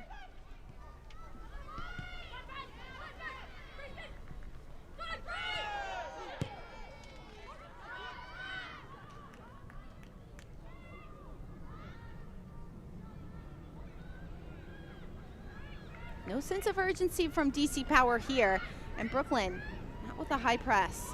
I think it's funny for DC Power because they're kind of tight-roping that line of feeling like this game is definitely within the taking. I think they've had moments where they could have won it, but they also don't want to take that gamble and take too many bodies forward and then risk giving up everything, because we've talked about it. 80 minutes of hard work is nothing if you don't come away with at least a point. Nice move by Pluck. Out wide has Rosette. Blocked by Diorio.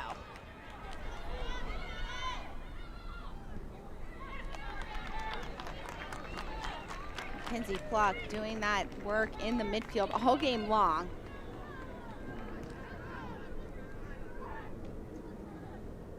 Pickard, blocked by Bagley, will be a goal kick for DC. Really good defending by Bagley. I've been impressed. She's had some really good looks in the attack, but she's also had that work rate to get back to defend, to be a pain and to support her defenders. It's such an important role to offer that defense, even when you're a forward-thinking player. Right there, very patient, defending Rosette, forcing the block off of the forward and out for a goal kick. This is Anna Bagley's first professional contract, played college ball at VCU, only 23 years old. Out of space and time for DC. Good one-touch ball by Bagley. 10 minutes of action. If Brooklyn can pull off this win at home, they will jump into that #1 spot and knock off Carolina Ascent, who's held on to #1 all season long. Yeah, Carolina Ascent have been dominant. You've talked about it being a model build. They've done things right on and off the field. But right now, Brooklyn FC is knocking on the door. They have an opportunity in front of them. They've had those games in hand. Unfortunately today, though, they've really lacked that spark in the attack that we've come to know them for.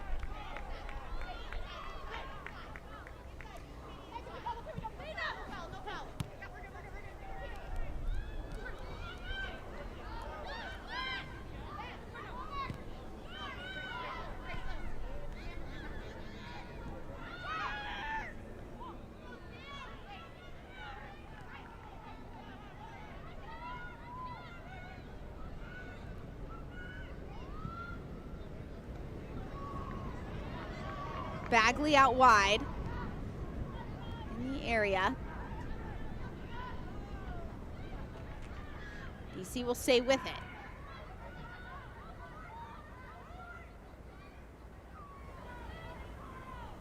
Constant, the center back, pulls it up for DC.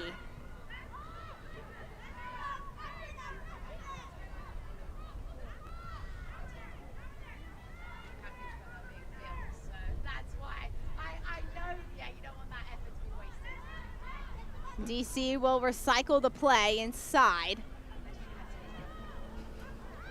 It'll be out of bounds for a Brooklyn free kick.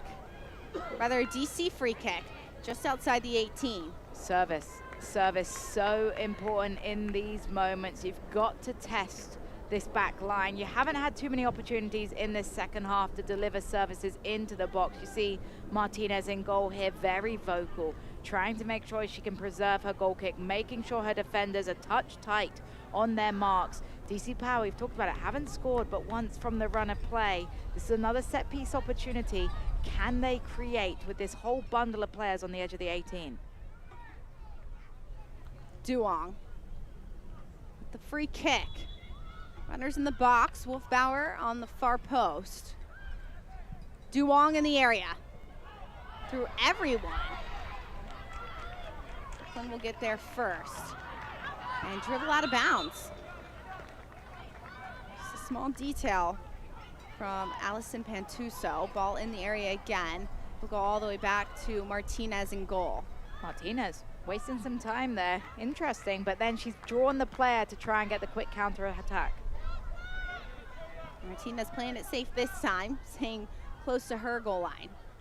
Comes Hope Breslin, not able to beat Duong 1v1. Breslin's still down on the ground. I think it's stopped because it's a head injury.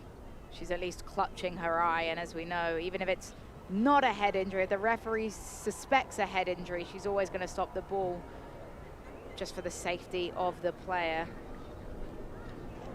Trainer out on the pitch, making sure Breslin is okay. Let's take another look at this 1v1 battle between Breslin and Duong. See Breslin in possession here. Duong reads the step over, does really well, and I think she plants her foot awkwardly. Let's take a look here at the close-up on the legs. Just looks like she falls really awkwardly over the ball. I don't know why. Was it?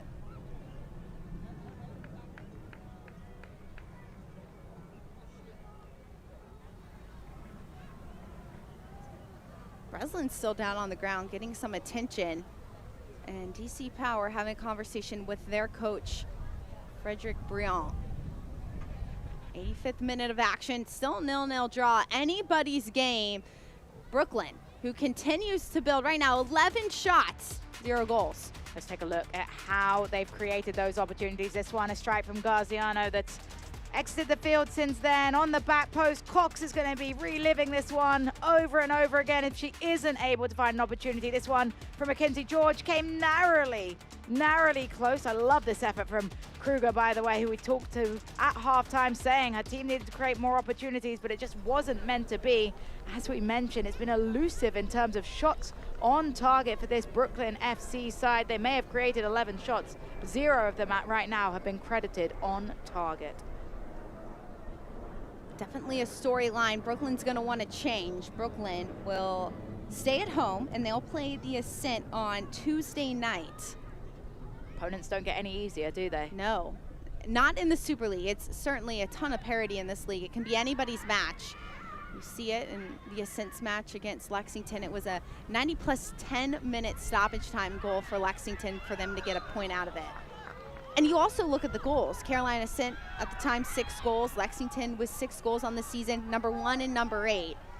Just shows you how close these matches are. But that's how you get more eyes on a league. Right. People want to watch close, competitive games, and there's no doubt about it. Every game we're witnessing in this new league has been competitive, exciting, compelling to watch. Even a 0-0, and I'm a stickler, a traditional soccer fan. 0-0s can be exciting, and this one has had its moments. Certainly so. Pickard trying to change the tide, gets it out wide to Rosette. Rosette inside, blocked by Duong.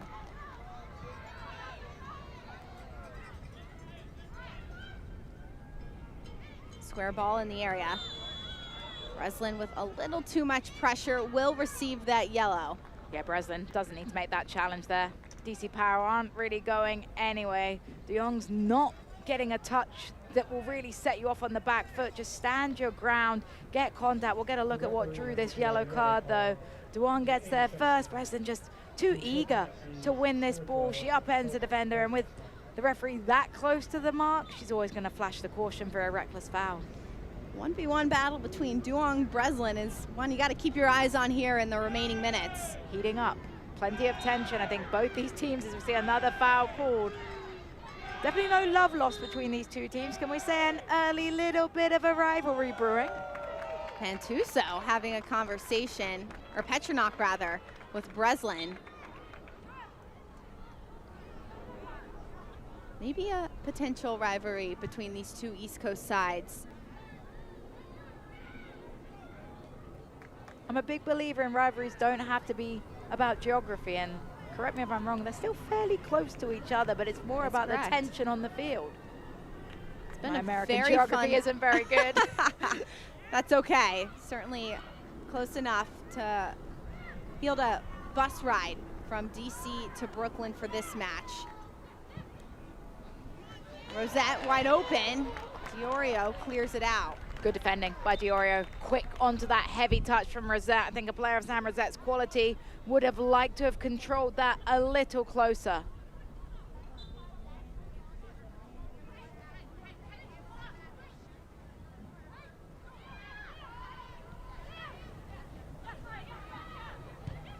Reset from Brooklyn. Ball over the top. Rosette is on. What touch? Hits the near post. Brooklyn will try at it again in the area. Headed away. That was the far post and a great look by Rosette. DC Power get it out of harm's way up to Lee. How about Brooklyn's opportunity there in the 88th minute? Rosette just a matter of the post away from finding a heartbreaker for DC, an elation for Brooklyn FC. She does everything right. She finds a really good cushion finish, but just can't sneak it in at that far post. She had Aquino beaten in goal. Lee blocks the pass. Lee across, blocked by Hill. That block by Hill has her down on the ground in her own 18.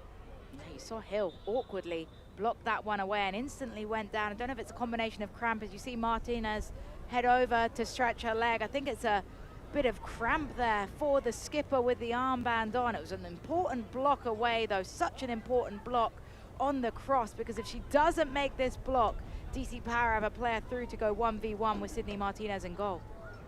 Hill down on the ground getting some help from her goalkeeper and Martinez. Brooklyn with the best opportunity in this one from Rosette. It's a gorgeous delivery and Rosette makes a very good run to thwart the defender. She has Aquino beaten. Aquino lets it go through her hands and Rosette, just watch her take this one out of the air. Really good technique on the volley. Just almost grazes the inside of the post. Rosette has to wonder just how close can she come without breaking the deadlock. Hill still being stretched out. 5 minutes of stoppage time between DC Power and Brooklyn. Maybe a few more minutes because Hill is down on the ground. Silva having a conversation with her outside back. DC Power has an upcoming schedule that's going to be tricky for them as well. They will travel home and take on Dallas on October 16th. But then they will also stay at home, Lexington, 4 straight home matches before they have to travel to Fort Lauderdale at the end of November. If they can get a result today, I just have this feeling that this 4 game in a row at home could change the wind of the season. Sometimes you just need a good result away and then some momentum in your home building to be able to really change the definition of your season. This, if they can hold on in stoppage time, could be a really powerful match that changes and acts as a catalyst for DC Power's season. DC Power, if they can get a point out of this one, will still stay in that 7th spot. However, they have an opportunity the following week to jump into that 6th. On Sunday, Spokane will take on Lexington, and that will wrap up match day 9. Nice touch from Duong. Bagley will opt to go back.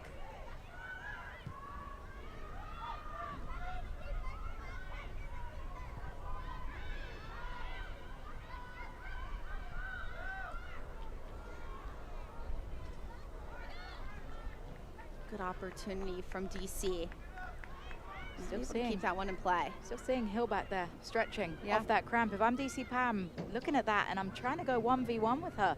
Put the ball in and behind. Yes, you have Martinez quick off her line, but you right now have a defender that cannot run full speed. DC Power are going to have to get the ball on the ground and get it up into the area.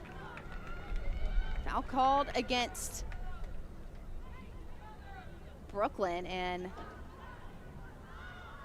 rather this will be called against DC. Breslin and Pluck standing over it. Golden opportunity on the stoppage clock. Waning moments of this game to get the service in that you desire.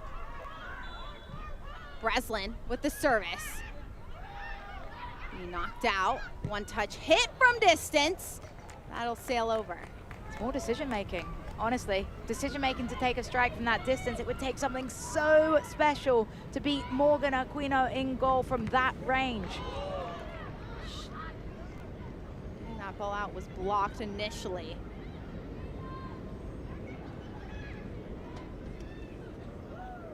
Rosette hits it off a DC Power foot. Pickard with the throw-in.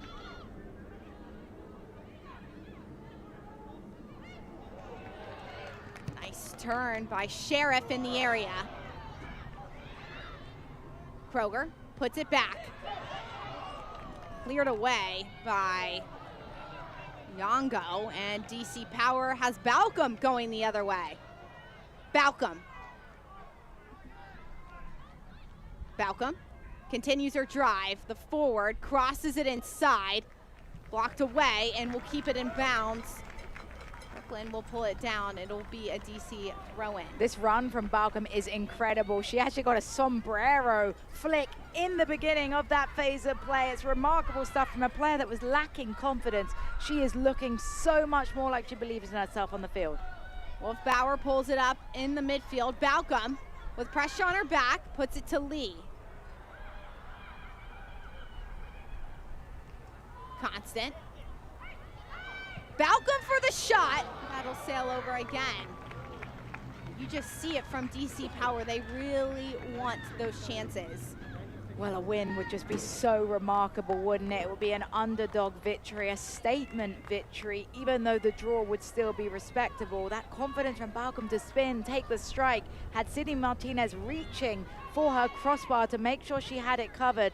I'll tell you something, we said the DC were really searching for that complete 90 minutes performance.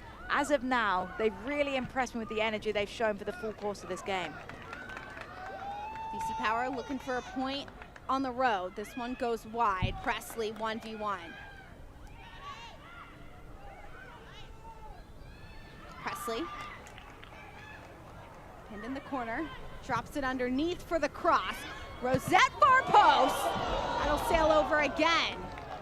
A great look end to end.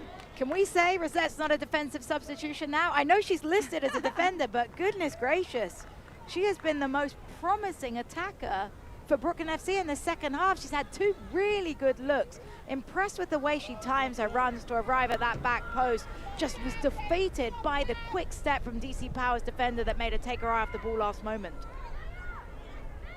Rosette looking for one for Brooklyn. Still some time. Pluck with the turn. Rosette takes the shot.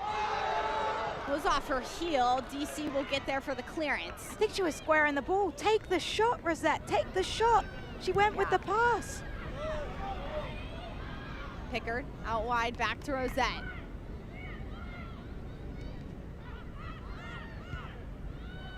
Diorio not able to clear it all the way. And there'll be a foul called against Pantuso. Pantuso will plead her innocence, but I just think she steps through the DC Power player there, right in front of the referee. On the referee's discretion now. Obviously, we saw a couple of injuries that maybe added a few minutes on, but I think we're getting close to now. Wolf Bauer with a big kick. Duong, one last chance in the area. Bagley against Pickard, and it will be a corner kick for DC. Duong will take this corner kick, potentially the last opportunity in this one. Last-ditch saloon. Hail Mary, right? There's your cross-sport reference. Let's see what DC Power can do. We've talked all day long about needing to get good service into the box. Plenty of bodies forwards. Duong with the in-swinger. Duong in the area. In the back of the net, it's a goal for DC Power!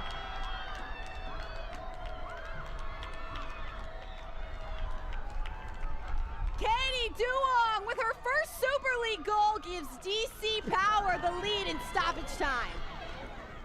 Unbelievable moment for DC Power. This can be a catalyst for their season. They fought for the full 90 minutes and they get their just deserves. Let's take a look.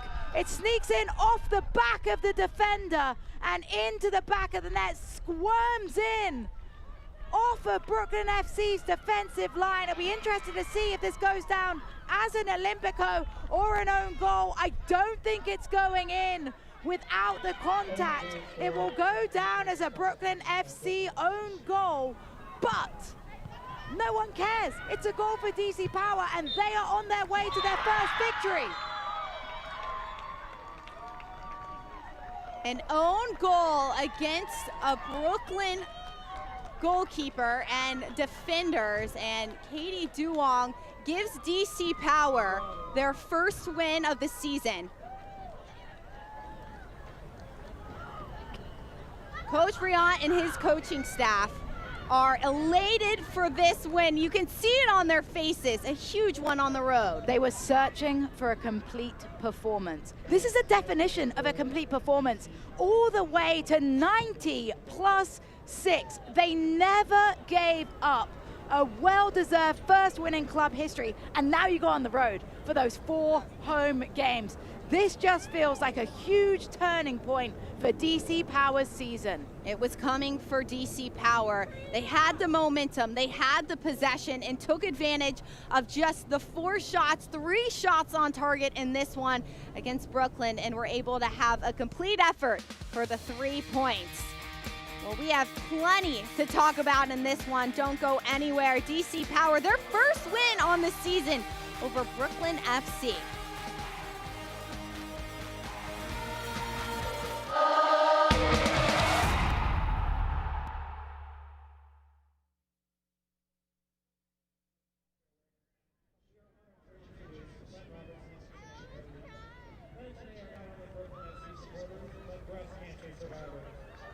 The strength, courage, and resilience showcased by these young and growing individuals are the character traits we want our players, staff, and fans to show for.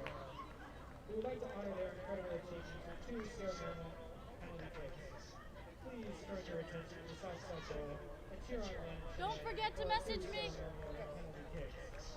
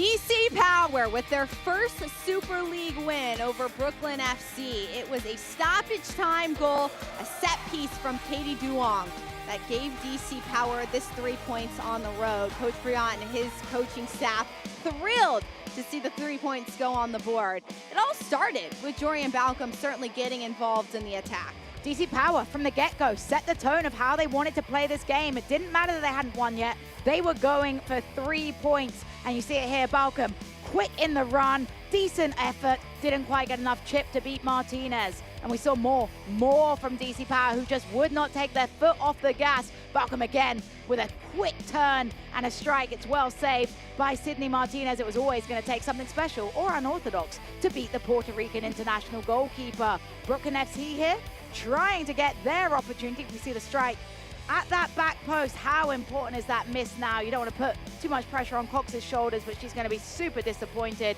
And then here we see another good looking effort. George, a player that I just don't think saw enough of possession in this game to have an impact. You saw how dangerous she can be in this individual moment. Just went for the spectacular, probably should have slotted it either side of the goalkeeper. Second half, DC Power continued the way they left off. It's a decent run forward coming in from Anna Bagley. Saw her in a lot of aggressive areas. Even more aggressive though, Sydney Martinez. Quick off her line with this really important kick save. Was working to preserve her shutout, but it wasn't meant to be. DC Power get their just deserves. Is it an own goal? Who cares? It's the goal that's given DC Power their first victory in club history. And I can't help but think, Anna, this is just the beginning for DC Power, changing their season around. DC Power will go home and play 4 games at Audi Field. The stats don't really tell the story because Brooklyn FC with 0 shots on target, Brooklyn with 15 shots.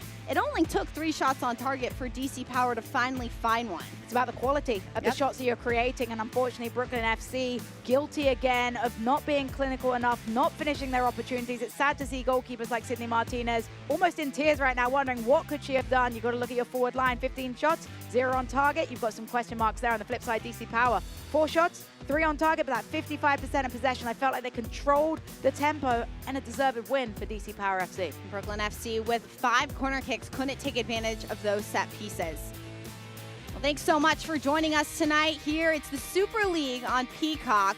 DC Power with finally finding their 3 points, and they bump up to that 6th spot in the standings. Well, for my entire crew, for our producer Maria Ringo, for Jessica Charman, I'm Anna Whitty. Thanks so much for joining us. Until next time, DC Power 1, Brooklyn FC 0.